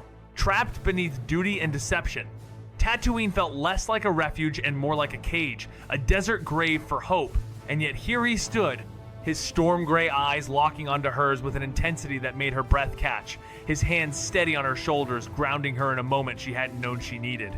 I know we haven't known each other long, he said, voice low but sure, and you have no reason to trust me, but if you ever need to talk, I'm here. She didn't answer with words, just a quiet nod that carried the weight of everything left unsaid. Her mind drifting back to the people she'd sworn to protect, the ones suffering under shadows she couldn't yet fight, when suddenly he spoke again. Soft but certain, you're thinking about your people. Under the twin moons of a desert world, silence speaks louder than words when a guarded handmaiden's thoughts are suddenly heard by a boy with storm-gray eyes. Neither destiny nor denial can hide the truth any longer. He didn't just hear her mind, he felt her pain. And in that moment, between starlight and shadow, a bond forms not through choice but fate, as the weight of secrets, duty, and a name whispered from ancient times begins to stir something long buried beneath the sand. Under the twin moons of a desert world, fate whispers through the silence between two young souls where a simple apology becomes something greater, a fragile embrace revealing unspoken burdens and quiet strength. As stars bear witness, the weight of destiny presses upon them, not with thunder, but with stillness, the kind that shapes legends in shadows. A mother watches, heart full, as her son offers what he never learned from the sands, tenderness. And in that fleeting moment, beneath layers of duty and fear, a handmaiden lets go of control, of pretense, of the belief that courage means standing alone. Under the twin moons of a desert world where fate whispers through the sands, a bond forms between two souls bound by silence and destiny. Revan, a boy touched by visions and shadows, holds Padme close beneath the sky, ablaze with stars, their breaths sinking with the hush of the night. As he pulls back to meet her gaze, his voice carries not just promise but power words, spoken not only aloud but within her mind, soft yet unshakable. He speaks of his brother, a racer unseen but already legendary, of hope riding on speed and faith. Trust me, he says, and the force behind those words wraps around her doubt like a lifeline. She hesitates, then surrenders not to romance, but to belief. Okay, she whispers, eyes glistening, heart guarded yet leaning forward. "I'll trust you. Don't let me down." And in that moment, under ancient skies, something shifts. An invisible thread tightens, destiny stirs, and the desert keeps its secrets just a little longer. Under the twin suns of a desert world, fate hums in the silence between heartbeats, where a mother's confession unravels the origin of two sons not born, but placed. As visions claw through time and a name long buried, Revan echoes from the dark, powers stir that defy Jedi doctrine. In stolen moments beneath star-choked skies, a handmaiden's doubt melts into quiet trust, and a touch speaks louder than vows. The pod racer nears completion. Destiny edges closer, and one glance, one kiss on the cheek lingers like a promise, written in stardust, unspoken, undeniable. This is not just a tale of prophecy and pod races, but of bonds forged in shadow, choices carved by will, and the fragile line between light and something far more human.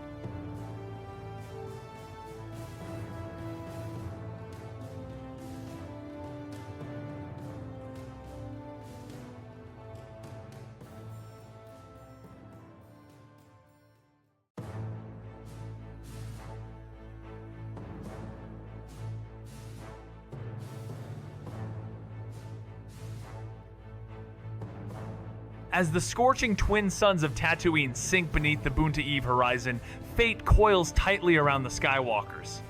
Revan, no longer a mere outcast, pulses with dangerous force powers, his storm gray eyes hinting at forgotten legacies and a Sith mask that haunts his dreams. Mace senses the threat, but also the potential. Revan, like himself, does not deny the dark, he bends it. Meanwhile, the Veiled Queen wrestles with her feelings as Revan's connection to her deepens through their rare, silent bond. Even without his urging, she knows the younger Skywalker would have raced in the Boonta Eve Classic, yet it's the older brother who sacrificed everything, even a beloved droid, to free him. As Qui-Gon stakes their future on a boy and a broken machine, the revelation that neither brother was born but placed shatters Jedi certainties. Tatooine, once a dusty sidestep, becomes the turning point where duty, desire, and destiny collide under desert stars. As dawn breaks over the scorched sands of Tatooine, Padme steps out from the humble dwelling, curious about the boy whose eyes seem to pierce time itself. Revan, silent and distant, has vanished from breakfast like a shadow at noon. Drawn by intuition, she rounds the hovel to find him oil-smeared and wrist-deep in the battered engine of a pod racer, his hands dancing with purpose beneath twin suns that seem to watch with ancient awareness. The engine hums like a creature remembering life, and as she wonders silently about his sleepless dedication, his voice emerges not from lips, but directly into her mind. "Just making sure the old girl's ready," he says, the words echoing without sound. He withdraws a jagged piece of debris, and the air thickens, not with dust, but with unspoken weight, sabotage, mistrust, destiny, all swirling like the coils of a prophecy too big for one soul to bear. Padme blinks, stunned not by the miracle of his gift, but by the quiet sacrifice behind it. Here is no ordinary mechanic. Here is a thread in a larger weave. A boy wrestling angels beneath the engine's roar. Even the silent stones would cry out, echoes a truth from another gospel, and in that moment, she sees that Revan's toil isn't just about a race. It's a rebellion against something vast, unseen, and bound by the chains of forgotten design. He grumbled in her mind while tightening bolts beneath the starlit racer. His thoughts sharp and bitter, claiming the so-called champion lacked any real skill, only winning through sabotage and brute force on the track. She responded with a teasing remark about his complaining, which drew a smirk from him as he stood, wiping oily hands on desert-stained robes. Approaching her with a quiet gentleness, he paused, eyes softer now, and noted she looked better than last night, asking if she'd slept well, yet refusing to rise to her jab, the tension between them lingering like static in the sand-swept air. As the memory of their whispered conversation lingered like a desert mirage, she found her cheeks burning not from the suns, but from the ghost of a goodbye kiss left too carelessly on his skin. When she muttered a soft apology, he dismissed it with the kind of grin that masks old scars, saying, "It's not every day a pretty girl does that," only to earn a playful punch from her flushed hand, yet beneath the teasing, something deeper shimmered in the silence, as if both were actors in a scene foretold long ago. Like two stars fated to collide, knowing full well the wreckage it might leave behind. And in that glance, half dare, half farewell, he smiled again. Not at the kiss, but at the pause that followed, as though sensing that even lies wrapped in silk can reveal truth if the heart listens close enough. For as it said, there's a time to speak and a time to be silent, and in that hush, destiny held its breath. He looked at her, eyes flickering with a rare softness, and said he didn't need an apology. His concerns were limited to his family, a brother and mother who haunted his thoughts even in their absence. But the burden she bore, the weight of an entire planet relying on her decisions, was beyond his comprehension. He couldn't even begin to grasp the magnitude of such responsibility. She responded in a hushed voice, almost as if the shadows themselves might be listening, confessing that it wasn't easy, and revealing her hope that the Queen could sway the Senate into sending help. Then came the question, sincere and loaded with quiet awe. How does someone like her, seemingly ordinary, get chosen for such a mission, elevated to serve beside royalty?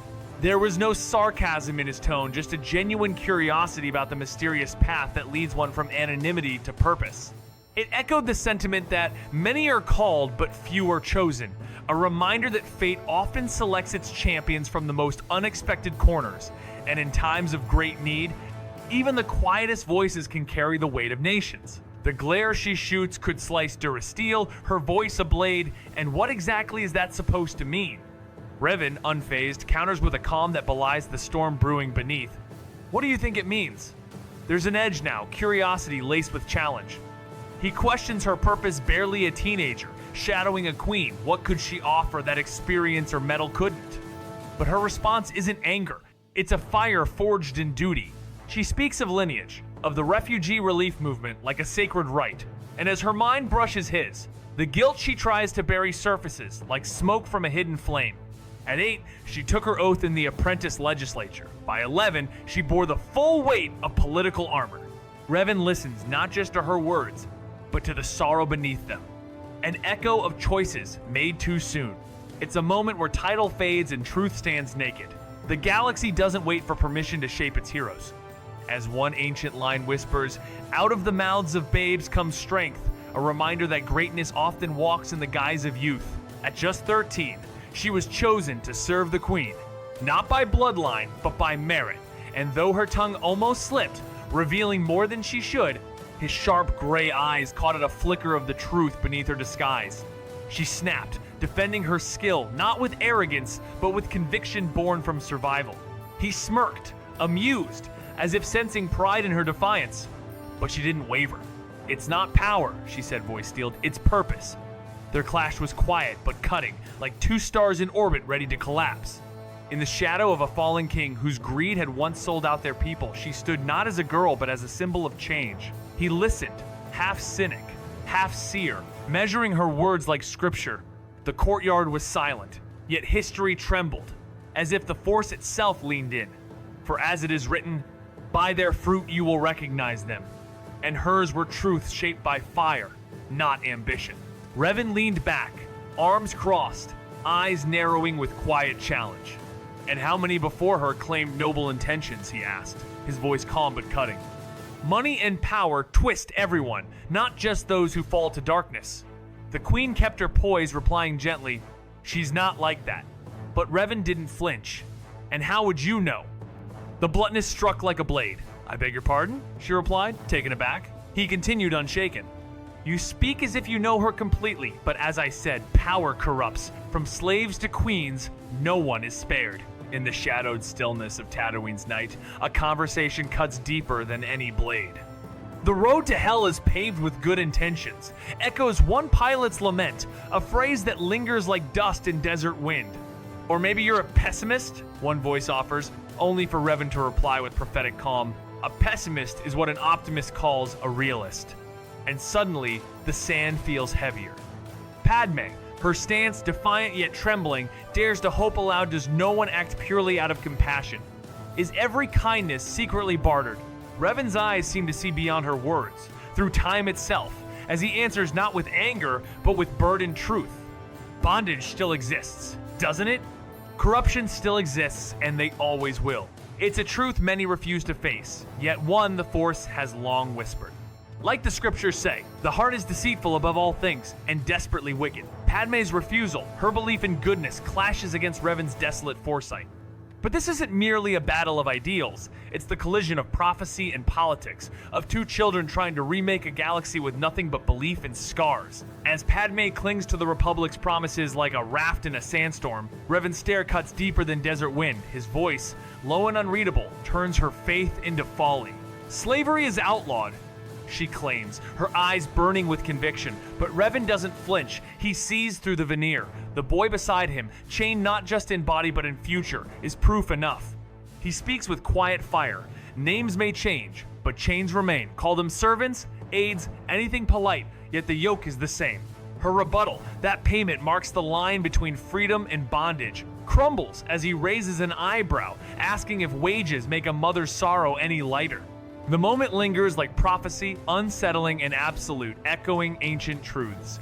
They have eyes but do not see. They have ears but do not hear. In this cracked corner of the galaxy, idealism becomes sand, slipping through fingers while the Force watches, silent and vast, beneath the veil of ordinary talk.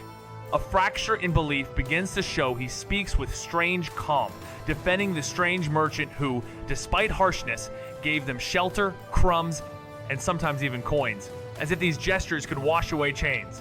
But she, the girl cloaked in common cloth yet crowned in principle, quietly breaks the illusion. A servant chooses, a servant walks free, a servant does not carry an invisible death at the spine, and that difference, she says, is everything. He shrugs, dulled by the sand and silence of too many resigned days, unaware he's echoing the quiet despair of all who mistake tolerance for mercy. The truth, as she sees it, will set you free, though not without first scorching your comfort. It is a moment where philosophy meets dirt-stained reality. One soul, battered into numbness, clinging to what little good he's known. The other, still burning with a vision of justice not yet choked by compromise. Just as Padme opened her mouth to speak, the soft echo of approaching footsteps cut the moment short. Turning slightly, she glimpsed her Jedi Guardian emerge from the shadows, still draped in the weathered poncho he'd taken mistakenly from what he thought was a decoy's trunk. Yet her faith in Sabe's choices remained unshaken. For what is royalty if not the art of delegation cloaked in trust? The Jedi Master greeted them with that calm smile that always seemed to mask something heavier, as if he knew the galaxy balanced on fragile conversations like this one. "Revan, would you come with me to Watto's?"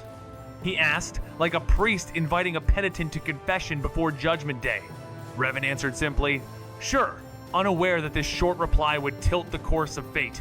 And in that silence, heavy with unspoken visions and withheld truths, it became clear that none of them were simply following orders. They were walking a script older than memory, as if, to quote the ancients, "The steps of a good man are ordered by the Lord." Though no one could yet say who was writing this story. He casually mentioned he was nearly done with the pod racer and guessed the boy would be at the arena, tossing a playful smile back at the girl. With a mock-serious tone, he asked if they could continue their delightful little chat later, to which she groaned and told him to get lost, though the grin sneaking onto her face betrayed her irritation. That earned a laugh from the guy and even a rare smirk from the quiet Jedi escorting them to the capital. As he walked off, he couldn't help but throw a cheeky "missin' you already" over his shoulder. She muttered that she hated him, but the smile blooming on her lips said otherwise. Watching them disappear, she stood silently for a beat before heading back into the modest home, where the boy's mother was already tidying up the breakfast mess. As the corridor fills with mechanical tension, Padme watches in silence while the rust-orange droid Revan's own creation lashes out with clinical contempt at the innocent astromech beside him. Annoyance? "I don't care about your accomplishments on the ship," it sneers, its voice coated in disdain. The exchange grows sharper, each line a jab at utility and weakness, as if battle-worthiness is the only measure of worth. What do you do when fighting begins hide behind the nearest object? It challenges, mocking the little droid's purpose. R2's beeps ring back defiantly, but HK's reply cuts cold. Declaration: "You and all of your utility brethren are a liability in battle." The moment crackles with more than insult. It's a mirror to Revan's inner war. Here, metal mocks mercy, strength demands armor. Yet in this mechanical philosophy hides a warning. If the galaxy only prizes destruction, what becomes of those built to heal? As Ecclesiastes whispers, the race is not to the swift, nor the battle to the strong. So too does the soul of the machine question the path of the maker. With a metallic sneer and crimson-lit eyes, the droid scoffs at the sentimental creation of his young master, prompting an indignant cry from the grease-smeared boy who slams open the door like a miniature thunderstorm. He defends his companion, not a warrior but a diplomat of wires and etiquette, declaring him more than a burden, a symbol of care. The droid replies with barbed irony, feigning gratitude for such a guardian in a desert of threats. Yet the boy, brushing away danger with a certainty only innocence can afford, declares the raiders of the dunes more strategic than savage, bound by fear of greater powers. In this comic ballet of mockery and pride, something deeper pulses. The tension between machine logic and human belief, between the cold code of protection and the warm defiance of hope. Even the smallest person can change the course of the future, said Galadriel once, and here, under the twin suns, a boy dares to believe just that. Revan smirked, earning a groan from his keeper. Come on, who do you think he's really backing? He teased, shooting a glance at the Jedi Master. Qui-Gon, ever the skeptic, eyed the Toydarian. Why place your credits on Sebulba instead of Anakin? He asked. If your slave wins, you'd get the prize legally, wouldn't you? But the Toydarian just cackled, eyes twinkling with smugness. Sebulba always wins, Outlander. That's why I'm all in.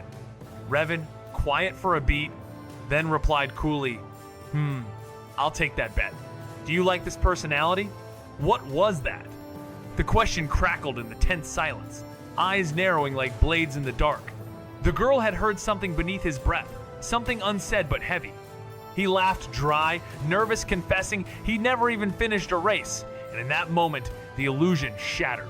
Padme felt the weight of galaxies pressed down, the fate of her people gambled on a broken pod racer and a boy whose victories lived only in dreams. Meanwhile, the Jedi walked calmly beside Revan, who asked the kind of question that slips between the folds of time. Can I ask you something about the Force? They walked through the sand as if following echoes, not streets. Beneath the sun's glare, doubt flickered in key. Gon's gaze, was this the will of the Force, or a blind leap into myth? As if whispered from an ancient scripture, the moment asked, do you now believe?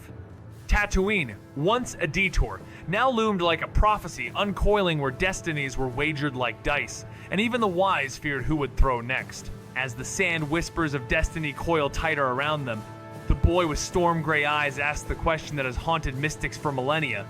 Can minds truly touch across silence? The robed teacher, voice worn like his boots, nods not toward himself, but toward a figure cloaked in legend, the Grand Master whose wisdom outlives empires. No one knows the Force better, he says, his words bending under the weight of centuries. The boy's voice, curious but guarded, utters the ancient name as if testing a prophecy. Telepathy. He wonders not just hearing thoughts, but feeling truth and torment raw in the soul. The Master's answer is less about technique and more about faith. Some abilities aren't taught, they're remembered. As they step aside from a passing vehicle, dust swirls like a veil between old beliefs and a new awakening. In this world, where even silence echoes, the idea that one's spirit might call out and be answered feels less like power and more like burden. As it is written, for now we see through a glass, darkly, but then face to face. As the desert wind curled around them like a serpent whispering fate, the boy looked up and questioned the Jedi, drawing his gaze down with solemn weight. All Jedi can feel emotions, came the reply, low reflective. The Force doesn't isolate. It connects everything, from the meekest blade of grass to kings cloaked in power. There was a pause, a truth almost too dangerous to speak. It makes us strong, but it could be our undoing. And then, like a verse stolen from a holy book and rearranged by firelight, Revan murmured, emotion, yet peace. The words danced just outside the known Jedi code, cracked open like a sacred tablet struck by lightning. Qui-Gon, startled, asked him to repeat it, sensing something ancient woven in the syllables. But Revan dismissed it with a wave, nothing. Yet in that silence was everything. It was as if the boy had glimpsed behind the veil and returned not with answers, but with riddles, a prophet too young to carry his own gospel. The heart has its reasons which reason knows nothing of, said Pascal, and here, In the sweltering stillness of Tatooine, the Jedi began to wonder if the code they cherished was built to withstand boys like Revan. As the conversation unfolds beneath the twin suns, a haunting familiarity lingers in Revan's mind, a phrase he's sure he's heard before, yet its origin slips through memory like sand and wind. The line, eerily reminiscent of the Jedi code, "There is no emotion, there is peace," is met not with reverence, but a sharp scoff. Why reject emotion, he challenges, when it is precisely what separates soul from circuitry? Even HK, the metal sentinel of his past, cannot erase the truth. Emotions are the language of choice, of sacrifice, of love. Yet Padme counters with quiet conviction, emotion unchecked is the gateway to the dark. But Revan sees the cracks in her certainty. "You don't believe that," he says, not as accusation, but revelation. The Force doesn't just bind all things, it exposes the doubts we dare not name. In this clash of ideals, they echo something deeper. The heart has its reasons, which reason knows not. And perhaps, like all prophecy, the truth is not found in denial, but in the balance between passion and peace. Qui-Gon tilted his head, eyes narrowing under the weight of something unspoken. "Just a feeling," Revan murmured, his voice caught between defiance and dread. But the old Jedi wasn't satisfied. "So you mean to say that you Jedi live an emotionless existence? Decades or centuries, in Yoda's case of feeling nothing?" Revan's retort came swift, cutting through the silence like a blade. "I never said that." And with that, the air seemed to tighten. He wasn't defending the code, he was warning of its cost. Revan had seen what happened when Jedi opened themselves to hatred. It didn't rush in like a storm, it crept, slow and unrelenting, until the heart it touched became unrecognizable. "I've seen it," he said, not with fear but with mourning. "They fall and never rise the same." Hatred, that old dark ember, isn't just a strong emotion, it's a distortion of love, twisted by fear and pride. As if echoing ancient scripture, "Beware the heart, for it is deceitful above all things." Revan's words rang with the weary knowledge of someone who had watched angels slip into shadow. As the desert wind carries whispered truths, Revan's question lingers. What about love, compassion, joy, friendship, fear? And the ancient warning echoes back. Fear leads to and hate leads to suffering. But even this chain of darkness, Qui-Gon warns, is not so easily broken, for the Force doesn't bend to wishes, it responds to will. The quiet exchange between these two isn't just debate, it's the collision of faith and foresight, as one speaks from prophecy and the other from doctrine. And then, a deeper revelation slips through. Force bond. Not mere telepathy, but a sacred tether forged in shared trials, resonant only between those who are both force-sensitive and emotionally bound. A master and their student, a dreamer and a queen, a boy and the galaxy's weight. "We are all connected," the old master said, "but only some dare to listen." In this moment, the comic veers toward mystery. Are these bonds, blessings, or burdens sent to test the soul? As the crowds thickened around the arena, Qui-Gon's pace was steady, but Revan's words made time stutter. He had heard Padme's thoughts, felt her longing like heat off sun-baked stone, and when he spoke to her without words, she answered in kind. The Jedi Master halted, stone-faced and skeptical, asking if it had been a dream. Revan's frown deepened not out of defiance, but because the memory had weight, as real as sand underfoot. This wasn't fantasy, it was resonance, as if the Force itself had cracked open a secret channel between two spirits. Like ancient prophets who spoke of visions not understood in their time, Revan now stood at the edge of something vast and unspeakable. "Faith is taking the first step even when you don't see the whole staircase," said King once, and here, in this desert crossroads of fate, Revan had taken that step, while the Orders still searched for the stairs. Before he even stepped into the room, their thoughts were already colliding in silence, two minds intertwined by a force bond neither fully understood nor trusted. The moment the Jedi crossed the threshold, he caught the tail end of their out-loud conversation, sharp as sand in the wind. The renegade Jedi confirmed what he heard, eyes narrowed with suspicion. But the boy scarred by truths too heavy for his age didn't flinch. He warned them not to dismiss him so easily, not with that name, not with that tone. "Don't Revan me," he growled, a line thick with rebellion and exhaustion. And then, like sunlight breaking through the storm, he smirked not out of amusement, but defiance.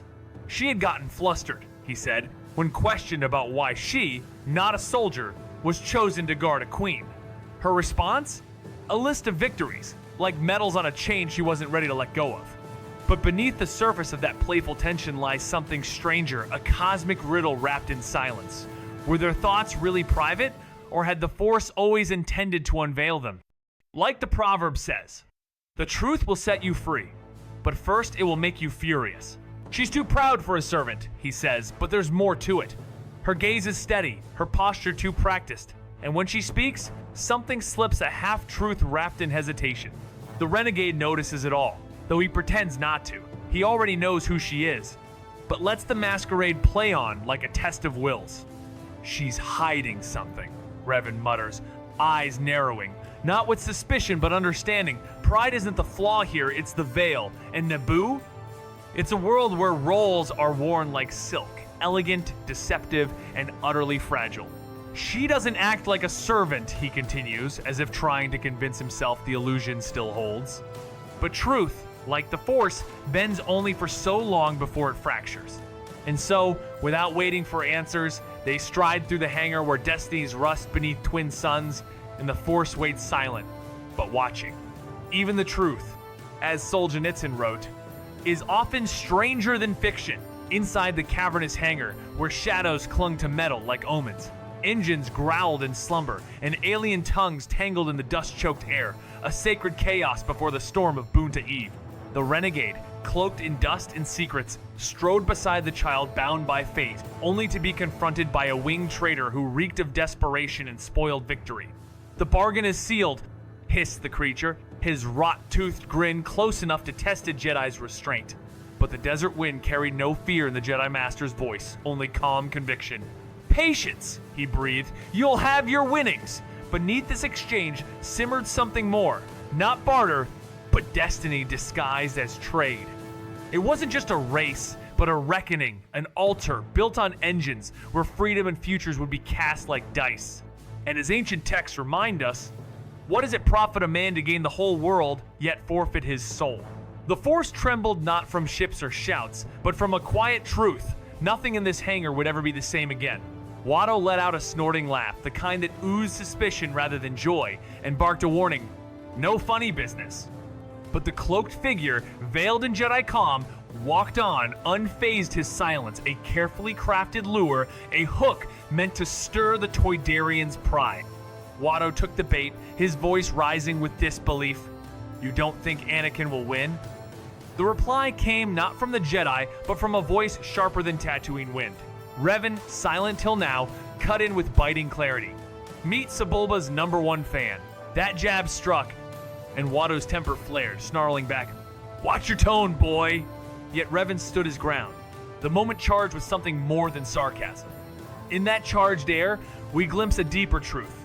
This isn't just a wager, it's a divine trial cloaked as sport, a crossroad cloaked in sand. The child, the droid, the Jedi, the gambler, each unknowingly dancing to the rhythm of a force far older than them all. As it is written, the lot is cast into the lap, but every decision is from the Lord. Proverbs 16:33. Here, even dice and doubt carry the weight of destiny. Revan grinned, provoking a groan from his weary companion before glancing up at the Jedi with a spark of mischief. Besides, who do you think he's betting on? The Jedi blinked, puzzled. Why Sebulba and not the boy? The winged merchant tilted his head, mock surprise twisting his features. Surely you'd back your own servant, any winnings would fall to you by law. No? But the merchant burst into laughter, pride dripping from every word. Sebulba always wins, Offworlder. That's why I'm putting everything on him. The Jedi's eyes narrowed. Then I'll take that bet. Watto and Revan both shouted in disbelief as Qui-Gon dared to bet against the boy, his voice calm but charged with consequence. He offered up his sleek new pod racer gleaming with silent promise, then paused, letting the silence grow heavy. Watto's wings buzzed furiously when Qui-Gon coolly proposed trading it for the boy and his mother. Outraged, the dealer shot forward, scandalized at the notion of exchanging one machine for 2 lives. 1 slave, maybe, but 3? His pride flared like Tatooine's twin sons, refusing to be played so cheaply in a game rigged by destiny. As the coarse wind of Tatooine hisses through rusted vendor stalls, Revan steps forward with the quiet fury of a brother chained not by metal, but by fate. His voice cuts the air. Anakin is small, he says, not pleading but calculating, eyes fixed on Watto like a gambler ready to fold his life away. He struggles with weight can't be worth much. Yet Watto, unmoved, simply shakes his head twice, as if brushing sand off a table. Then comes the silence before sacrifice. Revan, jaw clenched, offers what no boy should his prized HK droid. His only creation. His only protector. He doesn't say it aloud, but the truth stings in the desert air. Freedom for Anakin may cost him everything. It's the kind of choice whispered in holy books. Greater love has no one than this, to lay down one's life for one's friends. And in that quiet trade, the Force quivers not just because a bond is broken, but because destiny once again pivots in the dust of a forgotten world. The Toydarian blinked in disbelief, his wings twitching as he stared at the robed boy who stood without flinching, emotionless on the surface, yet radiating tension like heat off metal. "You're what?" he barked. "Your hunter assassination droid," came the calm reply, as if the words were mundane, yet they cut through the dusty air like a blade. The merchant's brow furrowed, calculating. A droid that obeyed without question, that could serve as translator, servant, and guardian? It was like gaining a knight and a bookkeeper in one stroke. But then the boy, the slave, was his best worker. Yet HK, this cold sentinel of obedience, would never sleep, never disobey, never dream.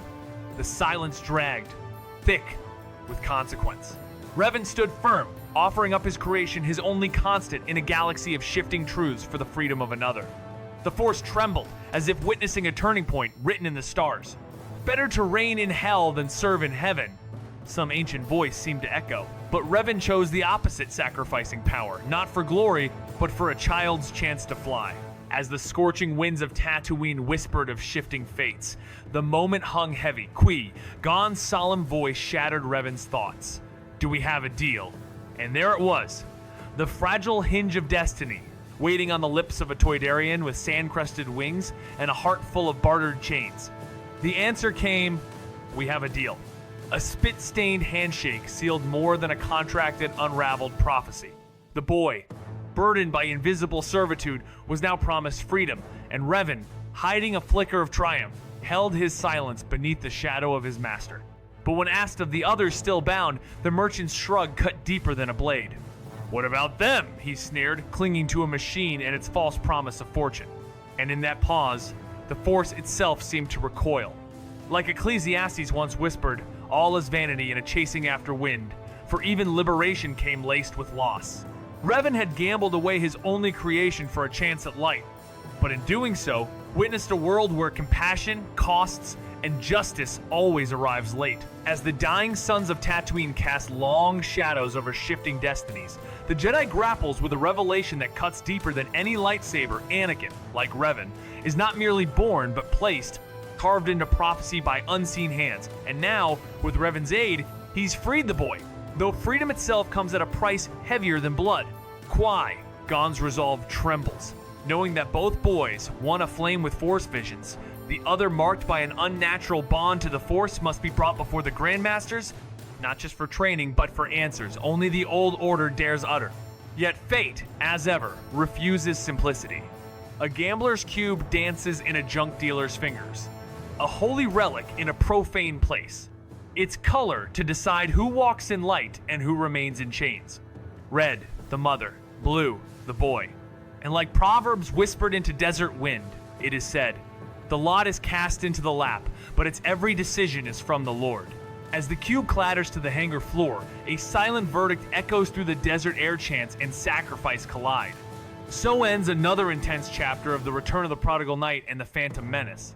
Revan, no longer just a gifted outcast, trades away HK, his first creation, his most loyal companion to free Anakin. It's a moment that cuts deep, showing there's nothing he wouldn't risk for his fractured family. The Force shivers at this exchange, and questions rise like dust in the Tatooine wind. Destiny, loyalty, and prophecy twist tighter. While Padme's growing connection to Revan becomes more than emotion, it's something ancient, something shared.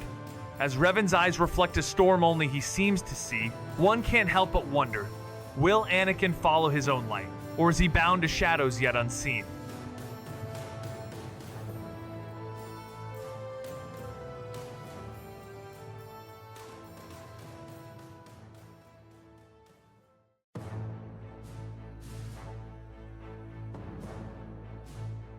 Under the twin sons of Boone to Eve, destinies twist as a young boy with storm gray eyes gambles everything not just for freedom, but for family. A single cube spins through the air, deciding between a mother's chains and a brother's future. But the Force doesn't play fair. A Jedi's subtle touch tips fate, freeing the older sibling, not the one expected. Beneath the roar of pod racers and political masks, a quiet bond blooms between the conflicted teen and a veiled queen. Their thoughts brushing like wind over sand. Yet the past won't stay buried. Visions whisper, voices echo, and questions rise like heat from Tatooine's dunes. Was he born of chance, or crafted by prophecy? As the younger one races for hope, the elder walks a path lit by dreams and doubt, chased by the shadow of a destiny too large for one soul alone. Is this conversation helpful so far? She was light in human form, gentle even to those who'd owned her. No hate, no vengeance. If someone starved, she would give them her food, so long as her sons had eaten. She had taught them this. The galaxy's true sickness was that no one paused to help, so he made his choice. A quiet flick of his fingers, the Force obeyed, and the cube landed on red. If the boy won the race, their mother would walk free. But beside him, another presence stirred subtle, cloaked in Jedi calm. The cube tipped again, unnaturally. It now showed blue. His heart dropped. He had gambled everything to give his family a future beyond dust and chains. But the Force had chosen a different path. "You won the toss, Outlander," came the sneer, sealing the moment. He snarled with irritation, dismissing the idea that they'd win the race, just as a swarm of dusty kids poured into the hangar alongside Anakin, Padme, Shmi, and two lumpy Eopies dragging the pod and engines. Glaring, the Toydarian flared his nostrils at Revan, warning him to stop his friend from betting before he ended up owning him too, then buzzed away with a huff, cutting through the crowd of children and halting beside Anakin. "If you're still alive after the race, come see me, boy," he snapped, his wings flicking as he vanished into the shadows, leaving Anakin blinking in confusion atop the giant beast, Padme steady behind him. He turned to his older brother, owlish and unsure, and asked, "Did I do something wrong?" Revan simply shook his head. "Number." Revan gave his little brother a confident grin, promising answers after the race once Anakin left that smug dug in the dust. The younger mirrored the smirk, both ready for the moment ahead. Meanwhile, Padme's voice echoed in Revan's mind, teasing him about his secrecy and hinting she would have raced herself had she known what was truly at stake. Standing nearby, the bonded boy reminded the cloaked girl beside Anakin of his brother's skills, then pressed her on a detail who claimed Anakin had never finished a race? With a knowing glance toward Qui-Gon, Padme answered simply, "He did." She was light in human form, gentle even to those who'd owned her. No hate, no vengeance. If someone starved, she would give them her food, so long as her sons had eaten. She had taught them this. The galaxy's true sickness was that no one paused to help, so he made his choice. A quiet flick of his fingers, the Force obeyed, and the cube landed on red. If the boy won the race, their mother would walk free. But beside him, another presence stirred, subtle, cloaked in Jedi calm. The cube tipped again, unnaturally. It now showed blue. His heart dropped. He had gambled everything to give his family a future beyond dust and chains. But the Force had chosen a different path. "You won the toss, Outlander," came the sneer, sealing the moment. After overhearing him mutter something beneath his breath, the handmaiden fell silent, her expression unreadable. Revan, catching the shift in her gaze, asked if she was all right. Her response was gentle but piercing. She felt sad. The moment cracked something inside him. He began to apologize, the edges of guilt surfacing. But before the words could fully form, the brunette cut him off, leaving the apology suspended, unfinished, in the air between them. The silence that followed spoke louder than any confession, as if both sensed that sorrow wasn't caused by the moment it had been waiting there all along. Revan tried to deflect, insisting he wasn't sad, brushing off emotion with sharp retorts and a distant gaze, but Padme saw right through him. Her voice cracked like glass under pressure, accusing him of hiding behind silence while she had once leaned on him in her own despair. She called him out, naming the ache he refused to acknowledge, the heartbreak he buried under layers of control. Revan dodged again, feigning ignorance, eyes drifting toward Qui-Gon, speaking to his younger brother, anything to avoid the truth Padme had spoken aloud. Is this conversation helpful so far? Revan looked past his brother and met Padme's eyes, soft, questioning, insistent, and finally let the truth fall from his lips with a weight that crushed his chest. He had freed Anakin. Padme blinked, surprised by his sorrow, asking why he wasn't celebrating. After all, wasn't saving his brother worth everything? That's when Revan admitted it, he sold HK. Her voice dropped to a whisper of realization. He hadn't just given up a droid, he had given up something he'd built, protected, maybe even loved like a son. She offered quiet sympathy, but Revan's storm gray eyes stayed locked in the distance. That wasn't what haunted him most, though it ached, he knew he'd have to live with it. He said it while thinking of his loyal droid, but just because he claimed he'd trade Anakin for the machine didn't mean he ever planned to. Illusion, after all, was a Jedi's oldest trick. If the Toydarian believed HK was his, then Revan could free his brother and still keep his protector watching over their mother, if the race was won. So another bet was made. Red for their mother's freedom, blue for Revan's. The cube hit blue. Padme finished the thought for him, sensing why his mood had turned so hollow. Yet even with that outcome, she knew his mother would never have let her children remain in her place. Revan's voice sharpened. His mother deserved joy. Enslaved since childhood, she had earned the right to choose her own path.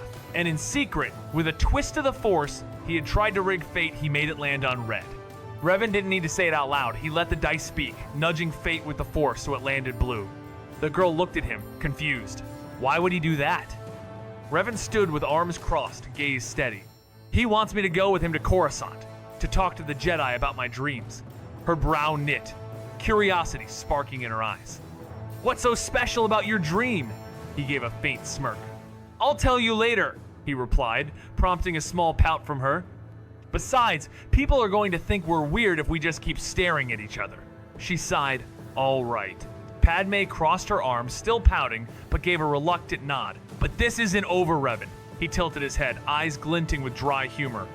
Clearly, we know who wears the trousers in this dynamic. Her shout of his name only deepened his laugh as her cheeks flared crimson. Hours later, engines roared across the Boonta track while racers made their final checks beneath Jabba's watchful glare.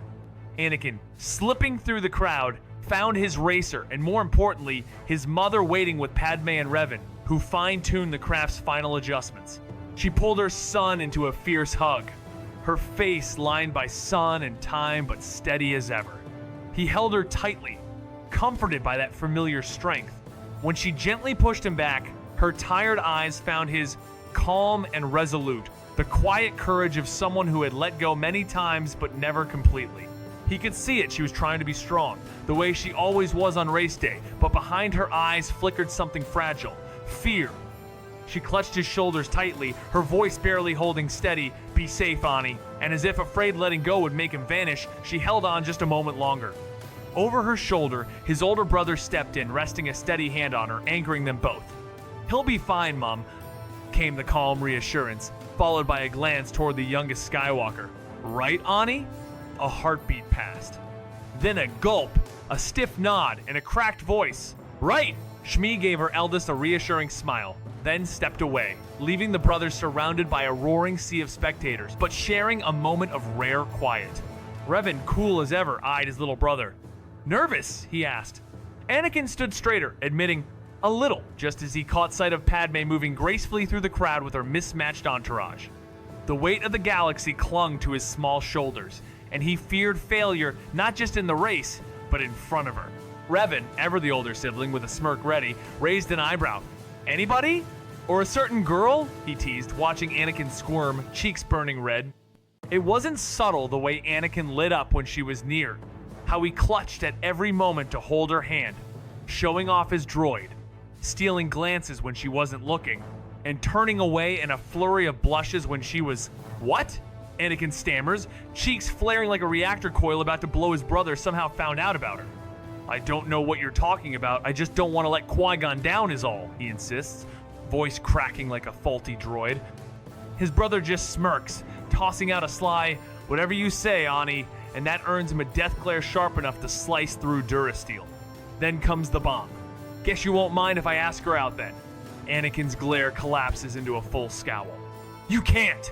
And just like that, the sandstorm inside him erupts. "What?" Anakin stammers, cheeks flaring like a reactor coil about to blow. His brother somehow found out about her. "I don't know what you're talking about.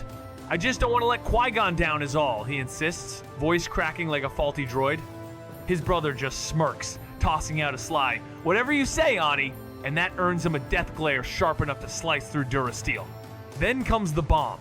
"Guess you won't mind if I ask her out then." Anakin's glare collapses into a full scowl. "You can't!" And just like that, the sandstorm inside him erupts. Revan promised him he was free now. Not because the race was over, but because Revan had already made the trade, already made the choice. As soon as Anakin crossed the finish line, they'd march to Watto and have the device removed. Anakin blinked in disbelief, his voice cracking, "I'm free?"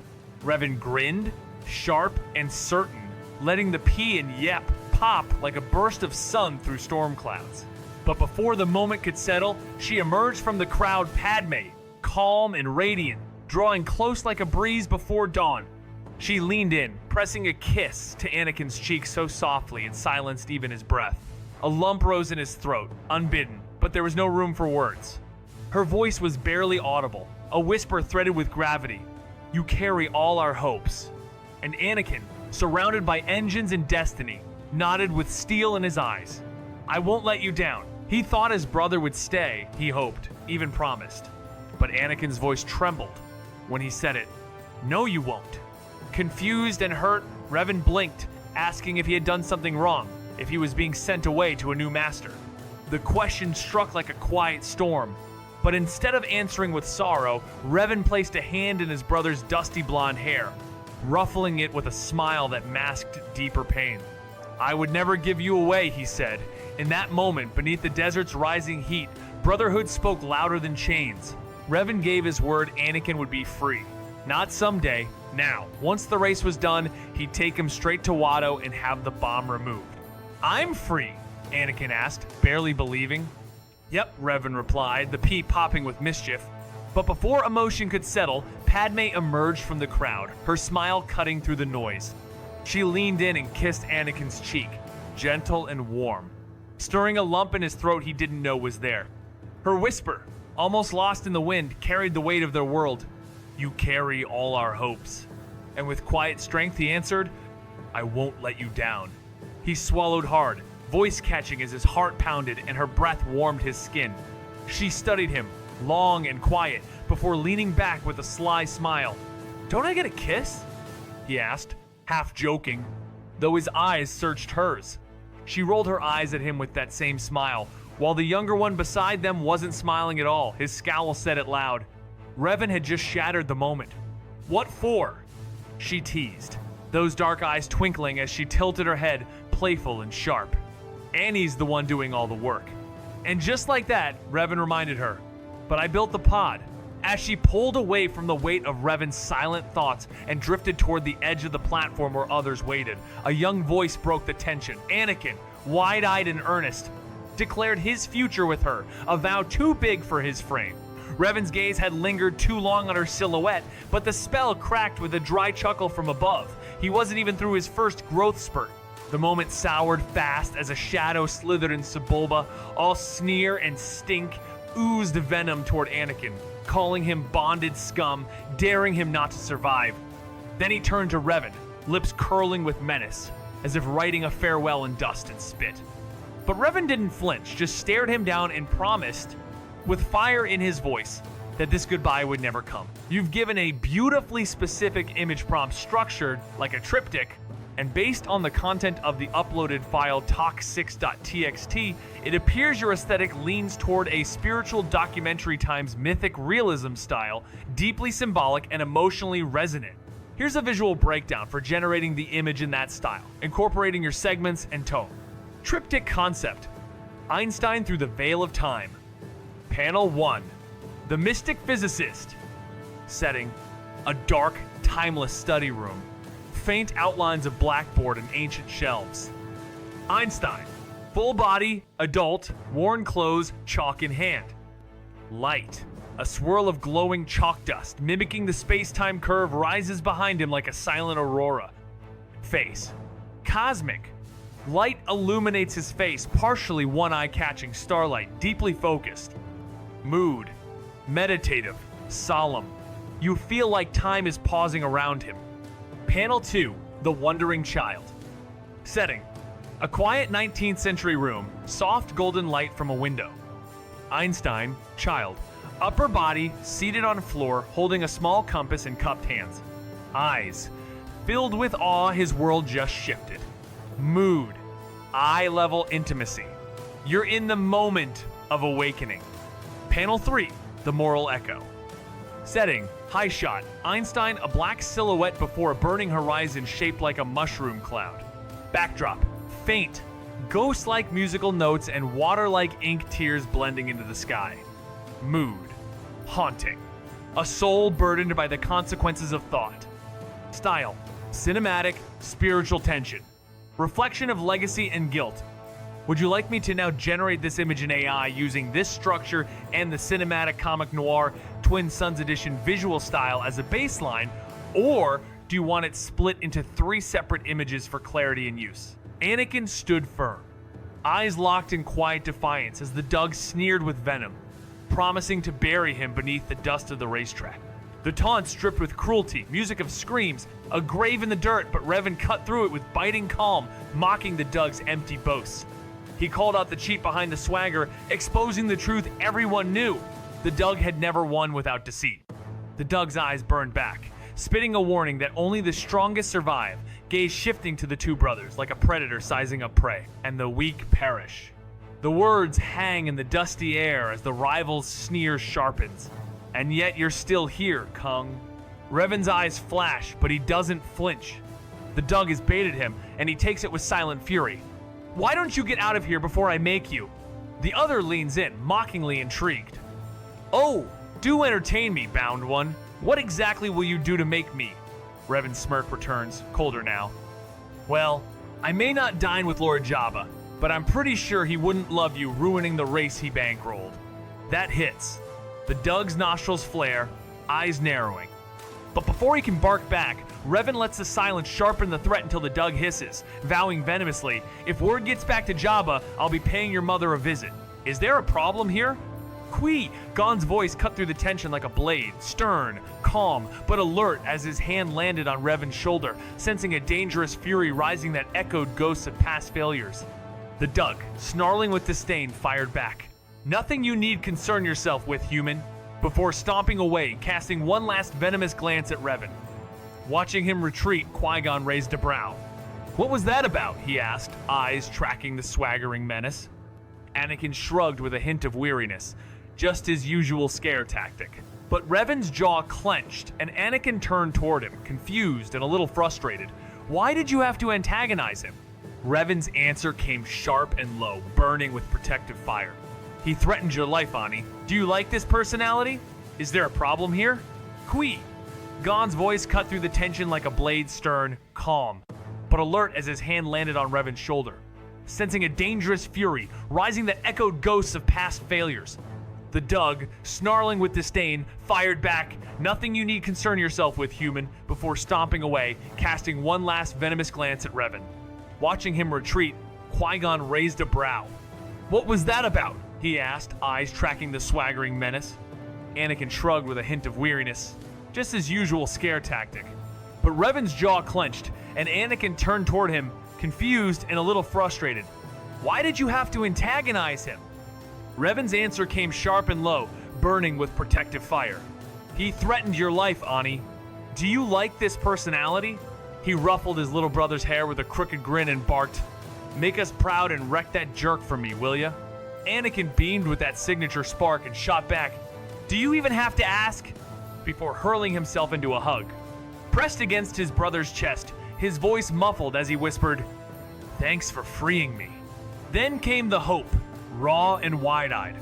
With the race money, we can free you and Mom finally leave Tatooine like we always dreamed. But Revan's heart twisted. He knew the truth, Anakin didn't. Even with a win, their mother wouldn't walk free. The dice hadn't rolled her way. Only the boys would be unshackled. She would remain behind, owned, while they chased a freedom that came chained in guilt. Is there a problem here? Why? Gon's voice cut through the tension like a blade, stern, calm, but alert as his hand landed on Revan's shoulder, sensing a dangerous fury rising that echoed ghosts of past failures. The Dug, snarling with disdain, fired back, "Nothing you need concern yourself with, human," before stomping away, casting one last venomous glance at Revan. Watching him retreat, Qui-Gon raised a brow.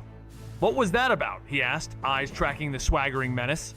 Anakin shrugged with a hint of weariness. Just his usual scare tactic. But Revan's jaw clenched, and Anakin turned toward him, confused and a little frustrated. "Why did you have to antagonize him?" Revan's answer came sharp and low, burning with protective fire. "He threatened your life, Ani. Do you like this personality?" The Jedi Master's voice cut through the tension with calm precision. "Are you all set, Ani?" The boy gave a single nod, eyes burning with focus, no longer a child, but something on the edge of becoming. The Master watched him a moment longer, then spoke again, words laced with quiet urgency. "Remember, concentrate on the moment. Feel, don't think. Trust your instincts, they will serve you well." A hand rested gently on Anakin's shoulder, not as a command, but a benediction. Not from a warrior, but a man who had seen too much and still hoped. "May the Force be with you, Annie." And with that, the Jedi turned away, his figure retreating toward the viewing platform, leaving Anakin Skywalker standing alone, small against the roar of the coming storm, but unshaken. Is there a problem here? "Qui!" Gon's voice cut through the tension like a blade stern, calm, but alert as his hand landed on Revan's shoulder, sensing a dangerous fury rising that echoed ghosts of past failures. The Dug, snarling with disdain, fired back. "Nothing you need concern yourself with, human," before stomping away, casting one last venomous glance at Revan. Watching him retreat, Qui-Gon raised a brow. "What was that about?" he asked, eyes tracking the swaggering menace. Anakin shrugged with a hint of weariness, just his usual scare tactic. But Revan's jaw clenched, and Anakin turned toward him, confused and a little frustrated. "Why did you have to antagonize him?" Revan's answer came sharp and low, burning with protective fire. "He threatened your life, Annie. Do you like this personality?" He tried to calm his mother, sensing how race day always wore her down. This was clearly where Anakin belonged, Qui-Gon observed, though his words to her, "All we can do now is hope for the best," offered little peace. No one needed reminding of what was at stake if the boy failed. Padme, cloaked in doubt, muttered how reckless Jedi could be, only to be swiftly interrupted by the rogue master, who coolly reminded her that the Queen trusted his judgment, though his gaze, pointed and steady, fell solely on her. She squinted her dark brown eyes and shot a glare straight at the Jedi Master, her voice low and sharp. "You presume too much." The boy beside her couldn't help but laugh, tossing out a teasing, "Somebody's grouchy." Without missing a beat, she redirected that deadly stare from the Jedi to the younger Skywalker.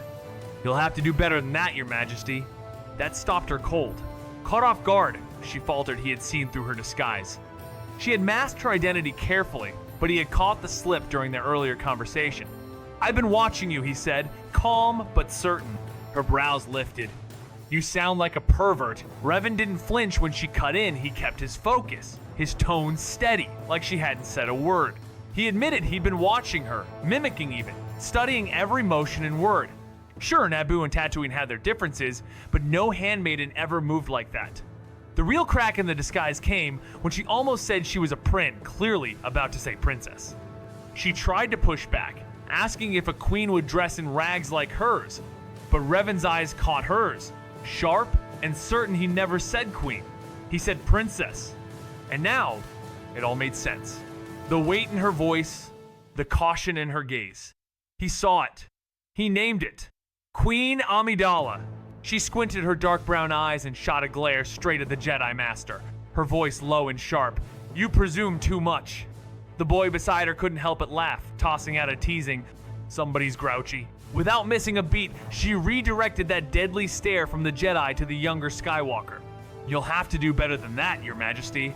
That stopped her cold. Caught off guard, she faltered he had seen through her disguise. She had masked her identity carefully, but he had caught the slip during their earlier conversation. "I've been watching you," he said, calm but certain. Her brows lifted. "You sound like a pervert." She looked at him with a gentle smile, and in that fleeting glance, he suddenly understood why someone like Anakin could be so captivated by her there was no denying her beauty. But it wasn't just that. He was certain he had seen her before, not in a dream, but somewhere real, her voice echoing back to him with a slightly different accent. A flash of memory, a tight brown and cream bodysuit surged to the surface, and he quickly banished the image. Revan eyed the disguised queen, voice edged with suspicion, wondering aloud if this entire act was just a clever trap to expose his ship before she and her crew made off with everything. Her smile turned coy, teasing that unless he was in the market for dresses, he'd leave sorely disappointed. Revan quipped with a smirk, playing along. "Do you think it'll bring out the color of my eyes?" And the quiet giggle that echoed in his mind almost made the desert heat bearable. As the engines roared and the Boonta Eve race blazed forward, none of them noticed their hands still joined. Anakin, despite a rough start, surged ahead and claimed victory, knocking Sebulba out of the race after the Dug tried to sabotage him. Even Shmi, usually quiet as dusk, cheered with tearful joy at her son's first win. Back in the hangar, Qui-Gon moved with purpose, about to bargain for the freedom of both Revan and Anakin. Soon, they'd be unbound, leaving behind the dust of their past. And with midi-chlorian counts rivaling legends, the question whispered louder than ever. Which of them had the Force truly chosen? "You swindled me!" The Toydarian bursts into a furious flutter, eyes blazing as he accuses the Jedi of rigging the outcome. "You knew the boy would win. Somehow, you knew." But the Jedi, unshaken and half smiling, offers only a calm reminder. Whenever you gamble, my friend, you must be prepared to lose. And today wasn't your day. The smirk fades quickly, replaced by business. The parts must be delivered to the main hangar immediately, and the bonded boys released. He'll bring them to the shop later, along with the droid. Is this conversation helpful so far? Watto shoved his snout right into the Jedi's face and barked, "You can take the kid, but not Revan," his voice shaking with outrage. "It wasn't a fair bet." But the Jedi didn't flinch. He stepped back, eyes narrowing into a look so cold it could freeze a sun, the kind of stare his old master would have nodded at in silent approval. "Would you care to discuss this with the Hutts?" he asked, voice calm but razor-edged. "I'm sure they'd be happy to settle the matter." Watto recoiled like he'd been slapped, his glare sharp with resentment. No, I want no more of your tricks," he snapped, waving him off like swatting flies from a wound. "Take the boys and be gone from here." The order cut through the tension as the figure turned his back and vanished into the sky. Left behind, the Jedi descended silently to the now abandoned racetrack, where droids scavenged through twisted wreckage like ants over bone. Among them, Revan stood alone by his battered pod, fingers tracing damage as if reading a scarred memory. From the shadows, Qui-Gon watched, surrounded by Padme, Shmi, and the droids, his mind turning inward. Anakin crept over, guilt in his steps, and Revan's glance over his shoulder held no judgment, only quiet recognition. As the brothers reunited, the Jedi's thoughts returned to those impossible blood samples. 20,000.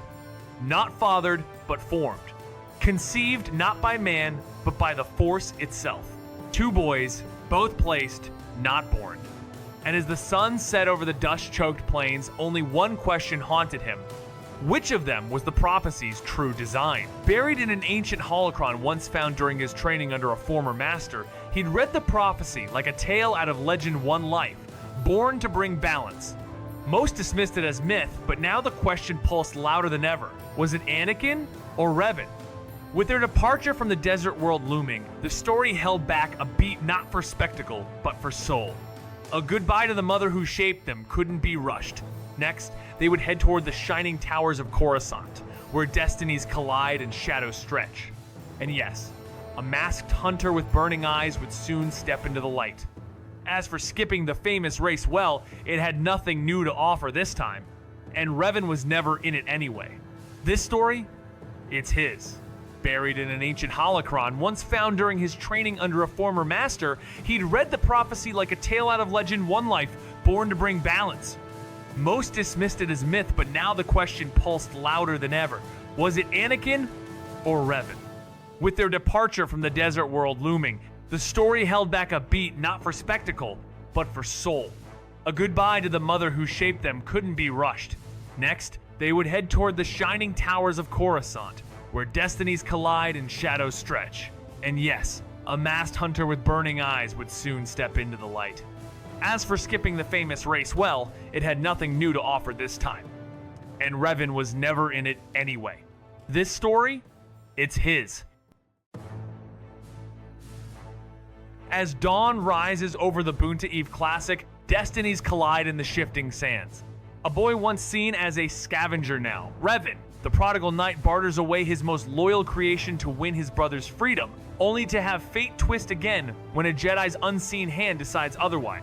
A mother remains bound, a brother set free, and a bond forms between two minds. Padme's whispered thoughts now echoing in Revan's paw.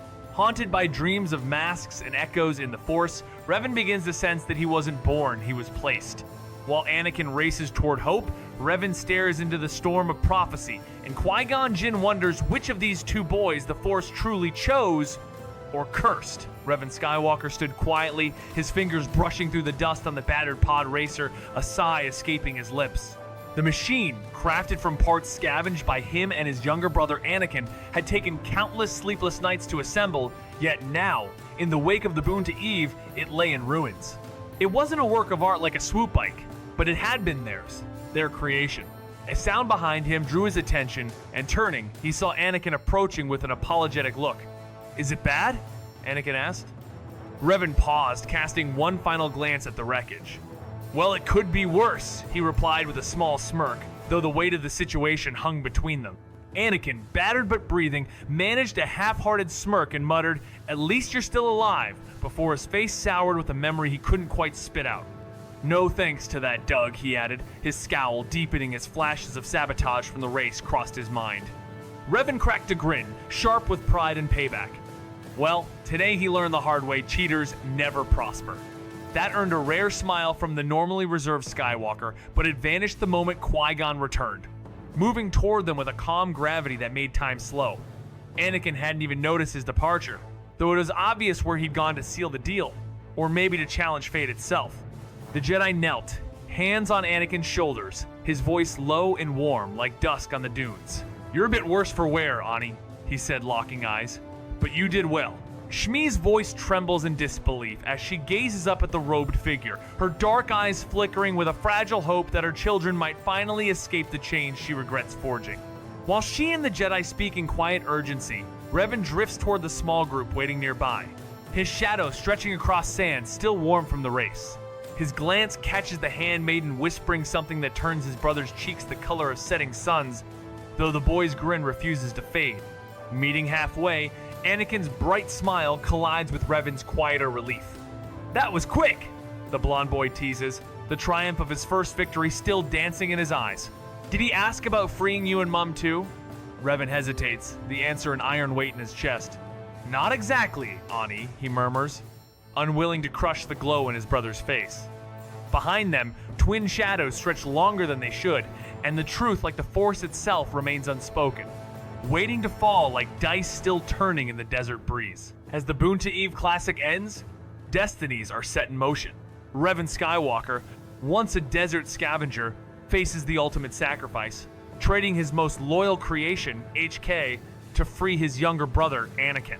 However, the dice of fate don't roll as expected, as Jedi interference alters the course, leaving Revan with a new realization about his place in the galaxy. Padme, still undercover, feels an unexpected bond with Revan, whose dreams of masked ghosts and voices in the Force continue to haunt him. Through telepathic exchanges, their connection deepens, even as the Jedi Council's looming presence casts shadows over them.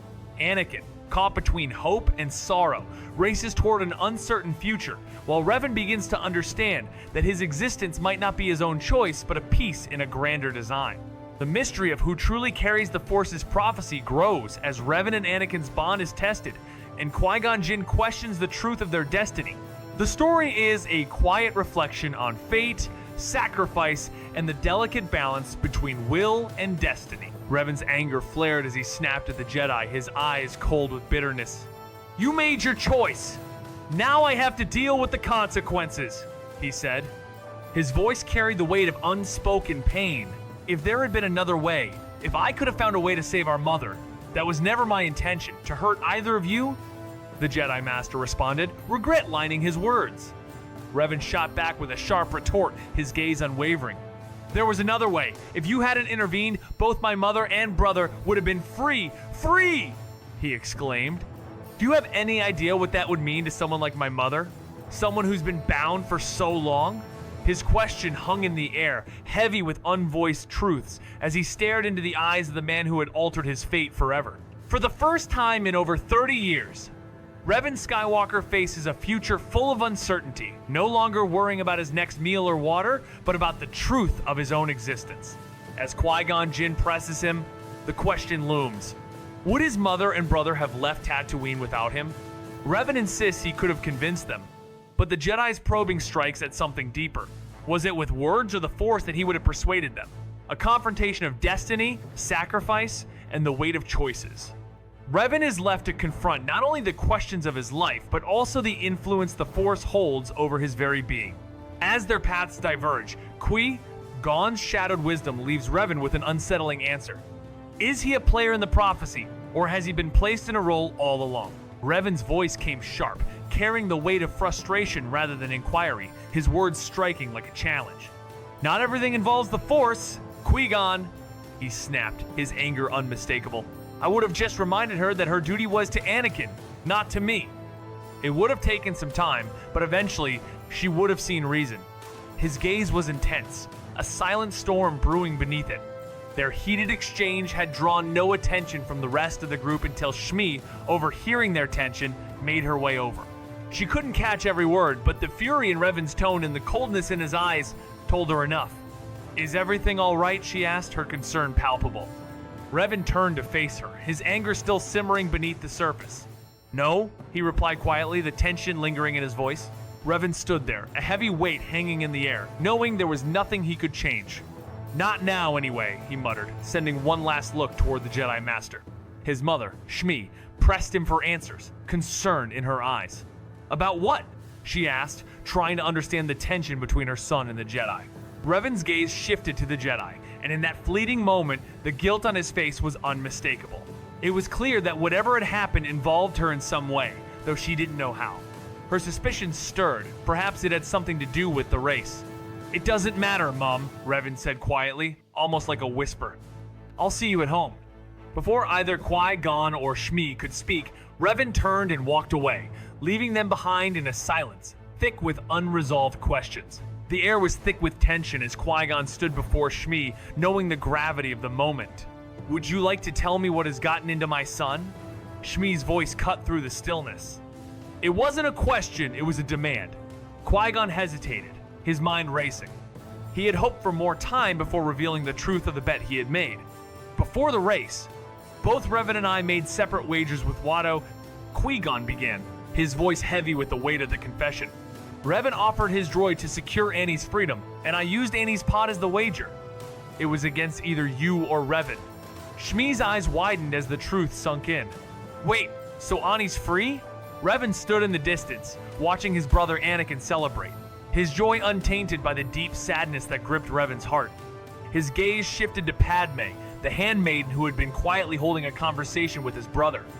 As Revan walked over, he shared a brief, awkward smile with her, before Anakin, ever the eager one, approached him with a question about the conversation he just had with Qui-Gon. What did he want? Anakin asked, his excitement barely contained. Was it about freeing you and Mum too? Revan hesitated, his mind clouded by the painful truth. Not exactly, he replied, trying to keep his tone light.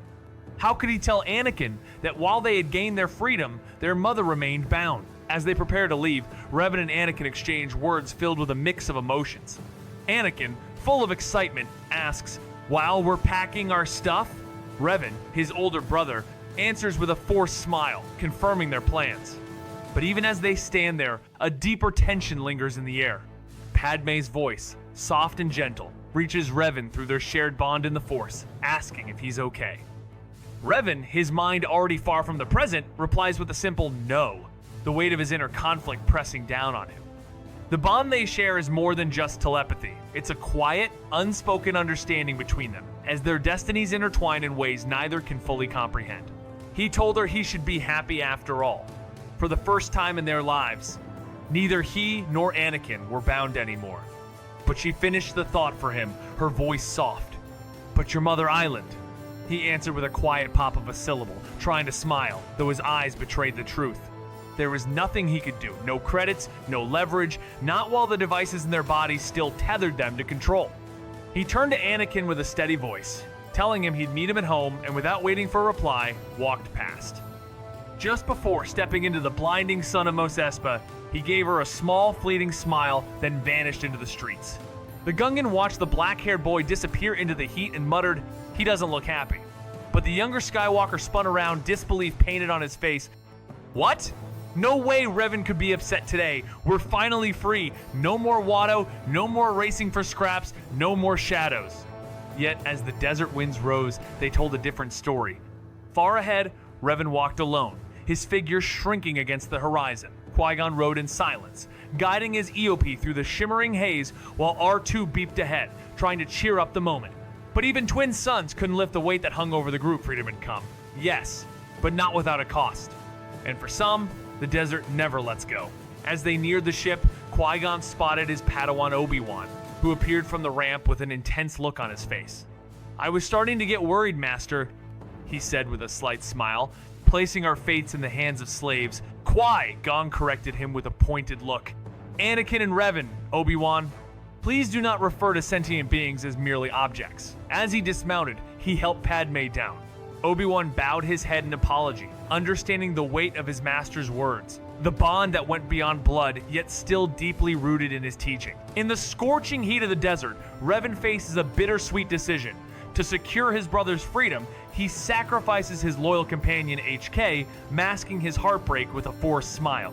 As Revan contemplates his next move, Qui-Gon gives a cryptic order: start installing the hyperdrive. "I have unfinished business." With an air of mystery, Revan's protege questions the vagueness of it all.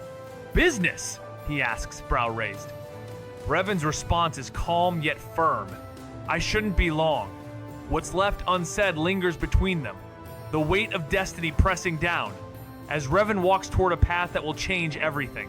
Obi-Wan studied the scene before him, sighing deeply. "Another stray," he murmured under his breath as his gaze fell on the Gungan, its large webbed foot hopelessly trapped in a strap. Qui-Gon, however, wasn't concerned with the Gungan's predicament. He turned to his young pupil, dragging him away from the rest of the group, missing the curious look Padme shot their way. "They're the ones who got us the parts." Qui-Gon whispered, barely audible. Obi-Wan raised an eyebrow, his arms crossed over his chest. "You've got the parts. What else do you need from them?" he asked, his voice dripping with suspicion. The moment the ship lifts off the desert planet, Revan feels an unsettling sense of relief, though it's clouded by uncertainty. As he speaks to his Padawan, Qui-Gon's words carry a deeper weight. "It was the will of the Force that led us here." The Jedi Master reflects on a disturbance he sensed for years, a feeling that has only now crystallized, and it all revolves around two young boys. Revan's attempt to rationalize their presence is met with the Padawan's skepticism. "It was a damaged hyperdrive," he corrects. But Qui-Gon's words linger in the air. What is it about these boys that makes them so significant? The answer is far from simple. The Force itself seems to have intricately woven their fates together, though the question of why remains as elusive as ever. Qui-Gon Jinn's voice was steady, but his words carried the weight of destiny as he revealed the truth to Obi-Wan. "The blood samples I sent you last night, they belong to them." He paused, considering the enormity of what he was about to share. Both have a midi-chlorian count of 20,000. The older one has already begun to harness the Force on his own. He trailed off, his mind swirling with the implications. Revan Skywalker, at 14, carries the weight of a destiny he doesn't fully understand. A destiny shaped by the Force itself. His bond with his younger brother Anakin is deep, but fate is cruel. In a desperate bid to free Anakin from slavery, Revan sacrifices his most loyal companion, HK, only to watch his hope for his mother's freedom slip away, altered by Qui-Gon's unexpected interference. The dice that were meant to decide the brothers' futures now spin with a force of their own. As the tension between Revan and Qui-Gon grows, Padme becomes a quiet presence, silently linked to Revan through the Force, sensing his struggle, yet unsure of her own heart. Meanwhile, the Jedi must confront the truth. Are these brothers mere pawns, or is one of them truly the chosen one? With betrayal, sacrifice, and an unspoken vow to return for the one left behind, the storm of destiny builds. threatening to sweep them all into a future no one can control. In a tense conversation between the Jedi, Qui-Gon Jinn and Obi-Wan Kenobi discuss the plight of those bound by slavery. Qui-Gon speaks of the difference between a soldier who chooses and a slave who obeys, emphasizing that both deserve better than being someone else's property. Obi-Wan, raising concerns, points out that even young slaves, like the boys they are discussing, could harbor resentment that might eventually turn into hate. He reminds Qui-Gon of a painful past, referencing a situation with someone named Xanatos, hinting that such hatred can have dangerous consequences. The discussion highlights the complex moral dilemmas faced by those who are caught between the system they serve and their own sense of justice. Qui-Gon shot his Padawan a sharp, almost furious look, causing the young man to avert his gaze in shame and regret. "Did you ever stop to think that this is exactly why we need to get them to Coruscant?" he asked, his voice heavy with emotion. "I failed Xanatos, and because of that failure, people died. I will not fail these boys." "You didn't fail him, Master," Obi-Wan protested, his tone soft. "His father corrupted him." "Because I killed him! Qui!" Gon cut in, his stern expression softening into one of regret. A painful thought crossed his mind, one he couldn't shake. He wondered every day what could have been if he hadn't killed Creon. It had been an accident, but he still couldn't forgive himself. He never wanted to kill him, but sometimes the choices he made didn't leave him with another option. The Padawan insisted, "Xanatos fell because he was attached to his father." The response came without hesitation, an attachment that Creon exploited. That's why attachments are forbidden. No emotion, only peace. The young Jedi stood firm. "I know the Jedi code, Obi-Wan," but the Padawan wasn't backing down. "These boys have formed an attachment to their mother. How long until history repeats itself?" Qui-Gon, unwavering, spoke with certainty. "It won't, not with the right guidance." The words left little room for doubt. Qui-Gon Jinn had already given without expectation of reward, a trait that truly defined a Jedi. However, there was still something that needed to be addressed with the eldest Revan. When Obi-Wan questioned the need for this, his master's response came out sharper than intended. "Because I made a bet." Obi-Wan, already used to his master's tendency to gamble, responded with a resigned, "Why am I not surprised?" Qui-Gon, a bit irritated by the interruption, continued, trying once more to explain.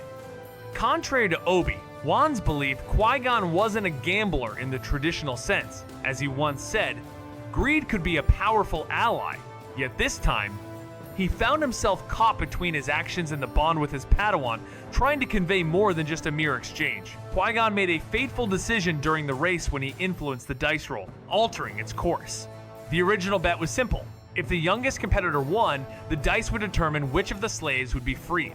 If it landed on red, their mother would be freed, and if it landed on blue, Revan would be the one to gain freedom.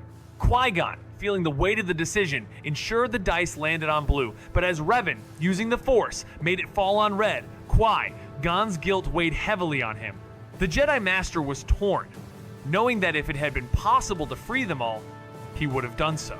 However, the priority was clear. He needed to bring both Anakin and Revan to the Jedi Council. Especially Revan, as the answers they sought about their origins lay there, and both their destinies were intertwined with the Force. Revan Skywalker, a boy who was never meant to exist, stands at the crossroads of destiny and the unknown. In a desert filled with fateful choices, he sacrifices his loyal droid, HK, to secure his brother's freedom, masking the pain with a faint smile.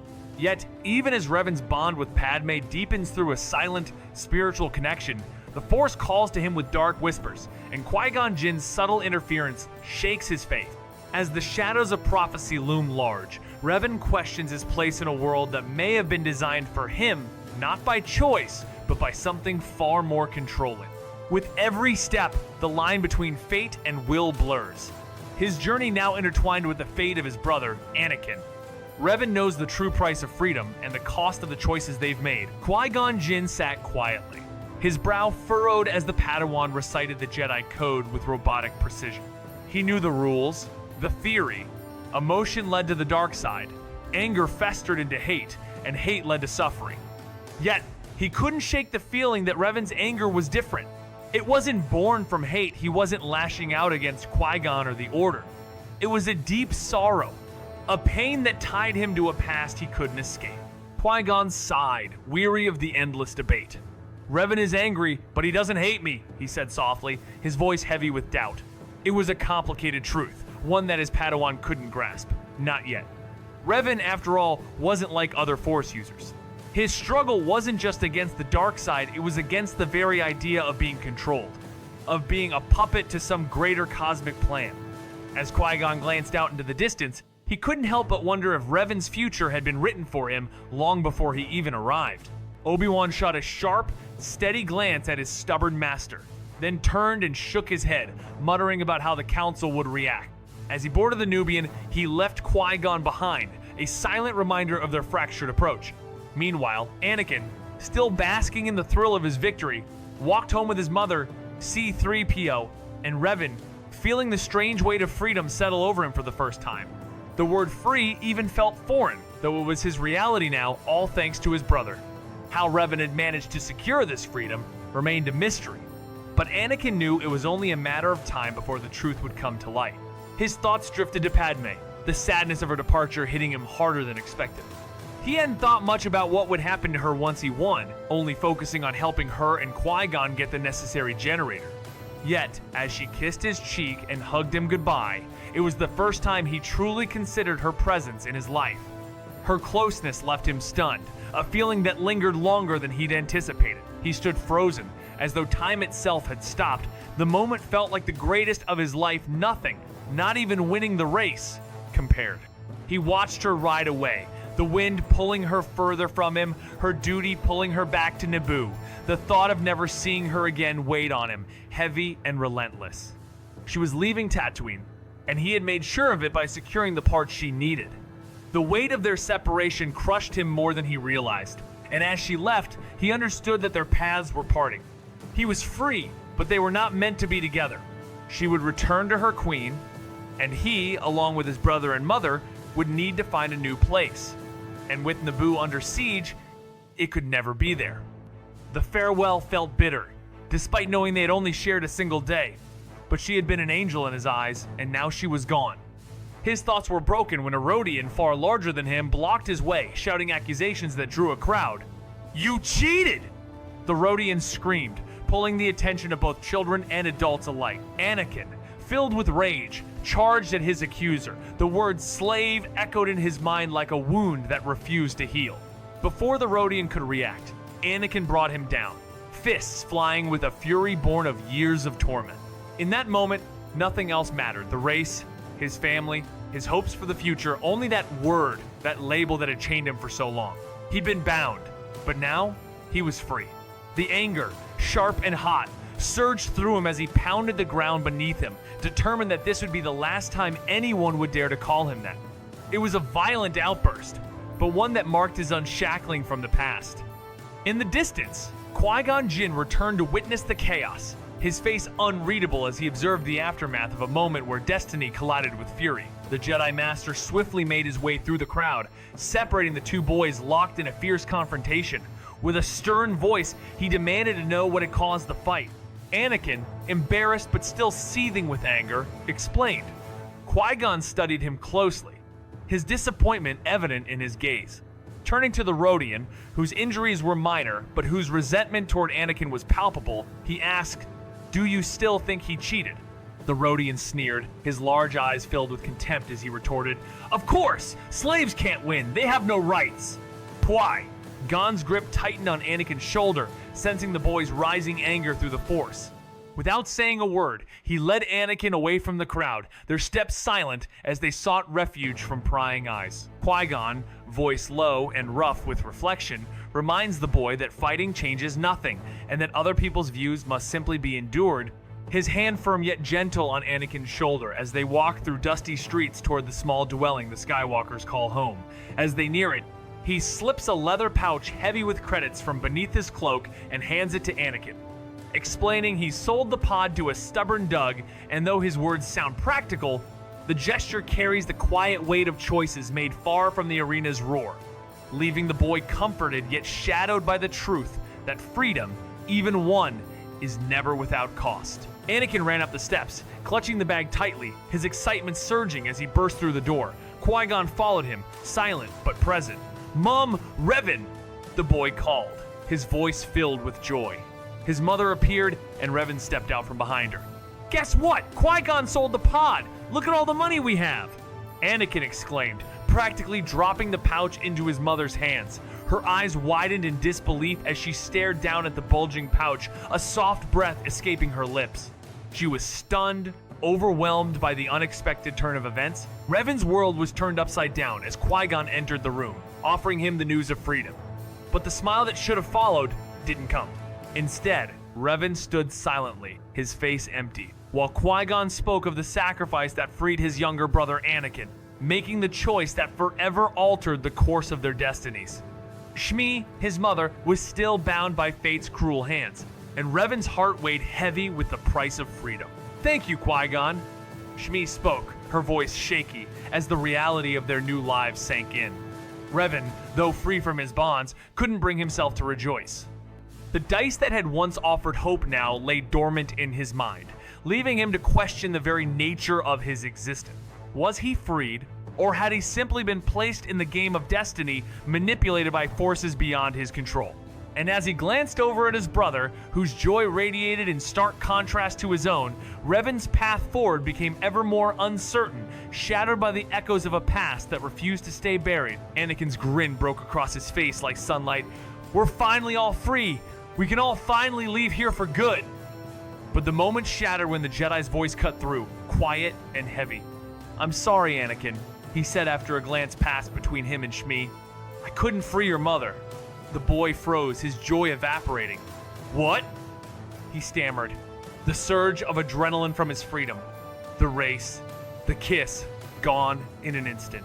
"But the money," he murmured. Revan, standing still, eyes steady, finally broke his silence since the track. "It's not enough, is it?"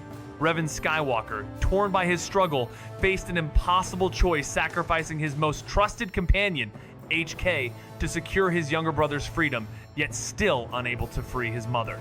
The harsh reality of Tatooine was clear. Slaves were a symbol of status, and no amount of money could sway the unforgiving system.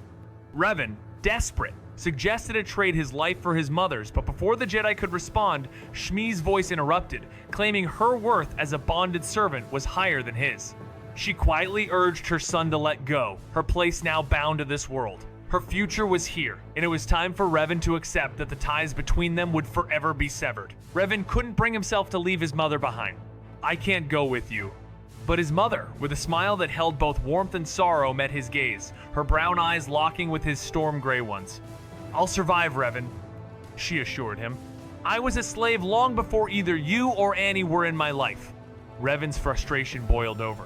"Exactly. If anyone deserves freedom, it's you." He wasn't going to let the people who had bound her determine her fate. Yet, despite his protest, she stayed resolute, understanding the cost of his fight for her freedom. It was a battle she had already faced long before their paths had even crossed. She told him with calm finality that she had long accepted the life fate handed her, that the chains she bore were lighter than the burden he now carried. Her voice didn't tremble, only her eyes did. She asked him to go, not for glory or destiny, but for her and for the boy they both protected. But Revan, jaw tight and fists clenched until pale, couldn't look at her. He had always been the shield without a father, without a choice. Now the Force demanded he abandon the one who had never abandoned him. "I can't leave you here, Mom," he said, barely a whisper. "I just can't." In the quiet moments before a new chapter, Revan's heart beat heavily in his chest as his mother gently placed her hands over his, giving him a soft but firm squeeze. She looked at him with a loving smile, her voice steady yet filled with emotion. "Yes, you can. You have to." Her gaze shifted to Anakin, who stood next to the Jedi, his small form already filled with uncertainty. "Ani, come here." At the call of his name, Anakin hurried over, his face a mix of hope and confusion. Taking a deep breath, Shmi smiled once more, her eyes moving between her two sons. "You both need to promise me. Promise that you'll always be there for each other, through thick and thin." The weight of her words settled in the air like a heavy silence, one that would follow them both through the trials to come. Revan gazed at his brother, the weight of the moment settling in. His words trembled as he spoke. "I promise, Mum." He fought to hold back the tears, threatening to fall, desperately trying to be strong, just as his brother was. "Promise me, Revan." The promise was made, And finally, Revan looked to their mother, offering her a soft smile. "I promise," he whispered, and in that small acknowledgement, Shmi smiled back, her heart full. "Good," she said, her voice steady. "No matter how far apart we are, we will always be family. Never forget that." Her words hung in the air as Revan felt a deep pang in his chest. "I'm going to miss you so much, Mom," Anakin whispered, his voice a mix of pain and hope. The sun set over the horizon, but the shadows of fate had already begun to move. Anakin whispered softly, and Shmi smiled as she lovingly kissed his forehead. "I love you too, Ani," she said, releasing the young boy's hands and then kneeling down to do the same to Revan. She pulled him into a tight embrace before whispering, "And I love you too, Revan." Her voice trembled slightly as she fought back tears. With a final embrace, she sent them both off to pack, watching as they rushed to their room, leaving her and Qui-Gon behind. Qui-Gon cleared his throat, a lump in his throat from the heartwarming moment he had just witnessed. "I'm sorry," he spoke quietly, still affected by the family's bond. "As I said earlier, if I could have freed all of you, I would have." Shmi shook her head, a reassuring smile on her face. "You have nothing to apologize for, Master Jedi," she said, understanding the limitations of his power, but also the strength of his intentions. Shmi dismissed the apology with a wave and walked toward the tall man. "Because of you, my children are free. I will always be in your debt," she said with a smile, her voice full of gratitude. "Will you be taking them to the Jedi?" "Yes," Qui-Gon replied, his tone calm and resolute. "Both of them are strong with the Force. I hope to uncover the reasons behind Revan's dreams." "They're just dreams, aren't they?" she asked, unsure. Qui-Gon paused before answering, his gaze distant. "I wish I could say that.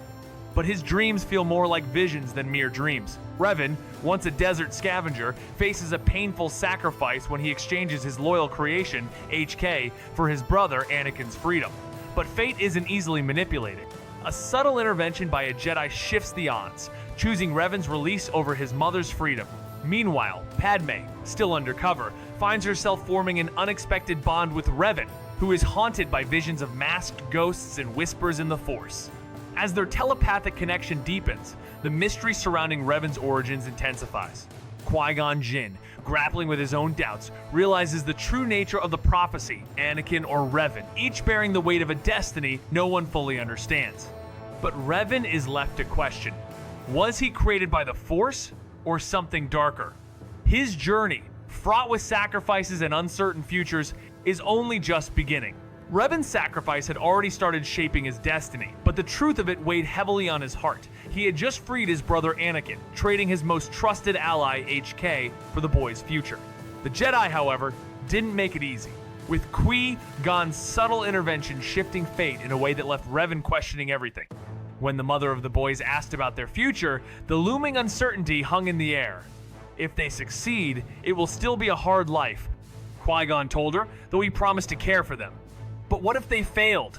The mother's voice, tinged with hope and fear, revealed the depth of her longing to shield her children from a life of pain.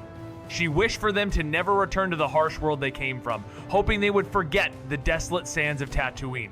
Her dream was simple, to see them happy, even if it meant never seeing them again. As the sun rose over Tatooine, Revan Skywalker stood at the edge of his destiny, caught in the throes of a painful sacrifice. To secure Anakin's freedom, he gave up his most loyal companion, HK, and in doing so, sealed his own fate. But fate is a fickle thing, and a Jedi's subtle manipulation of the dice disrupted Revan's plan, leaving him with questions that dug deeper into his soul. While Anakin felt the warmth of freedom, his joy was overshadowed by the grief of leaving behind his mother. Revan, struggling with growing visions and an inexplicable connection to Padme, found himself questioning his very existence. Were he and Anakin truly born of chance? Or were they pieces in a larger design manipulated by the Force itself? The shadows of a mysterious warrior and the weight of the prophecy grew heavier with each step, as Qui-Gon wrestled with the true nature of their destinies. With no answers, only whispers in the wind, Revan made a silent vow he would return for the one left behind, even as his own path twisted into the unknown. Anakin's tears fell freely as he clung to his mother, refusing to let go. "I don't want to leave you," he cried, his voice trembling as Revan approached. "You'll be alone." Shmi, with a gentle touch, cupped his cheek, kneeling to meet his gaze. "Remember when you were only 5, climbing that dune to scare the banthas away so they wouldn't be harmed?" You collapsed several times thinking you couldn't do it, but you did. Now, Ani, this is one of those moments you have to do what you think you can't. Anakin nodded quietly, his heart heavy, while Shmi's gaze lingered, filled with a mother's unspoken strength. Anakin struggled to hold back his tears, feeling overwhelmed by the weight of what was happening. His mother's words, though filled with strength, seemed to push him further into despair. He couldn't help but feel that he wasn't strong enough for this, but despite his doubt, he understood that they had to part ways, even though neither of them was ready for it. "Will I ever see you again?" he asked, his voice trembling with the fear that this might be their final goodbye. "What does your heart tell you?" came the quiet reply, as his mother gazed at him with a comforting yet solemn look. Anakin swallowed hard, his lips trembling as he whispered, "I don't know. Maybe." His mother nodded, her gaze steady and full of unspoken truth. "Then we will see each other again." With a gentle, reassuring smile, she comforted him, the soft words halting the flow of tears. "Be brave, my little warrior," she whispered, reminding him of the true meaning of his name. After one last embrace with Anakin, she stood and made her way to Revan, who pulled her into a tight hug. It was then that she realized just how much her firstborn had grown. He was on the cusp of manhood. "I will become a Jedi." Revan spoke with quiet determination, his voice faltering as he held her, knowing this parting would be long. "I'll return, and I'll free you. I'll free Tatooine.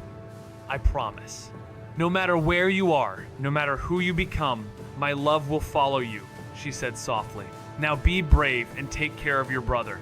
Revan stood by his mother for one final moment, whispering a heartfelt goodbye. As they parted ways, his heart ached, yet duty pulled him away. Qui-Gon, ever the Jedi, led Revan and Anakin to Watto's shop, where the tension in the air was thick, the Toydarian still grumbling about losing his workforce. In a strange twist, Watto kept his word, deactivating the bombs inside the boys, though surgery awaited them later. Revan's trusted companion, HK, was granted permission to stay with Shmi when the shop was closed, offering her protection during the long, lonely nights.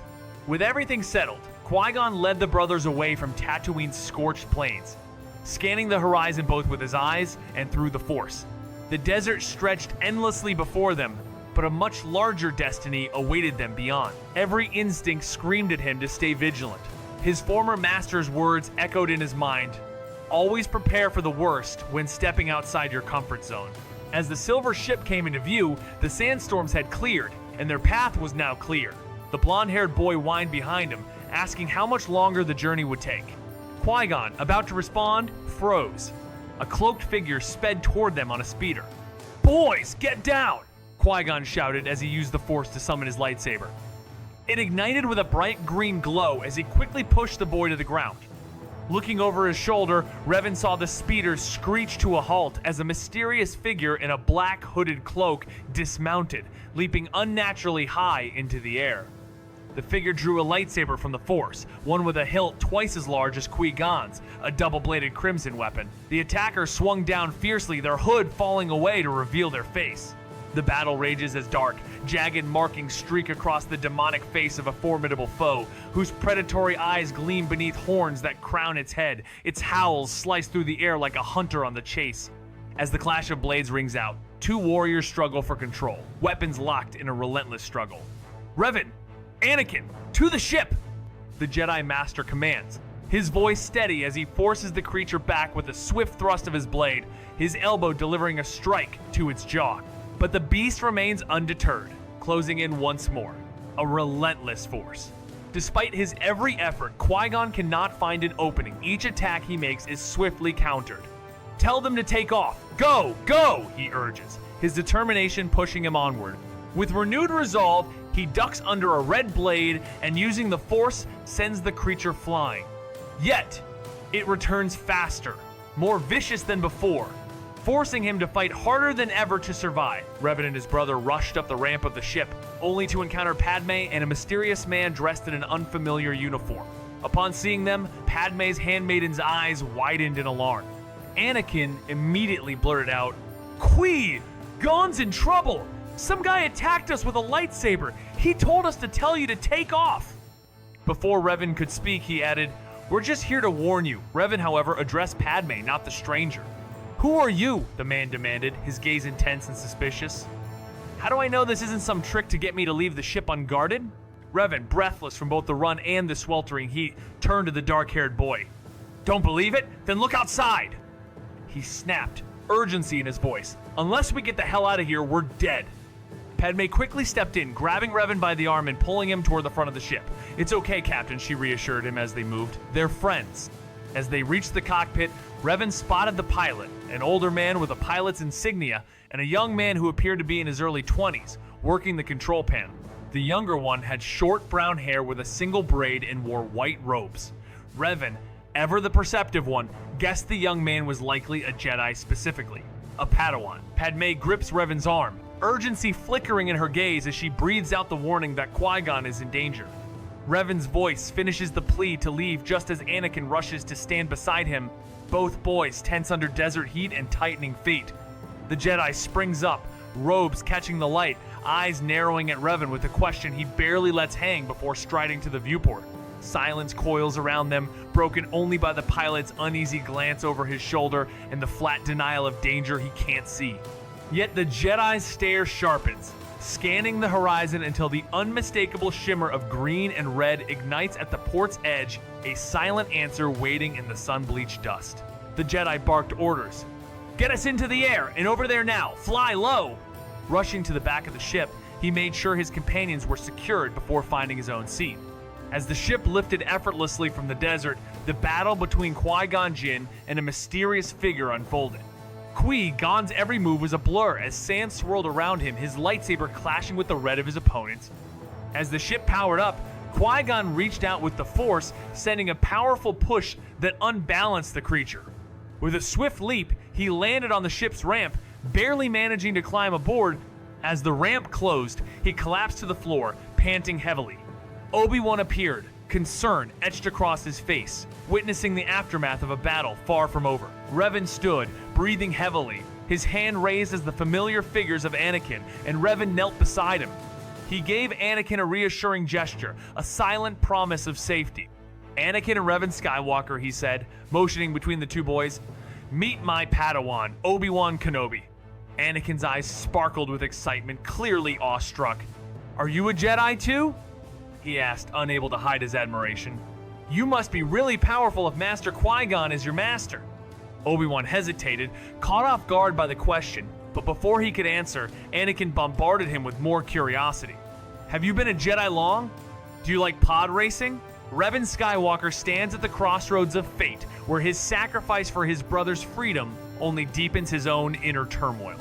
Having traded his loyal droid for Anakin's release, Revan soon finds himself caught in a web of prophetic destiny, where the Force seems to have shaped his very existence.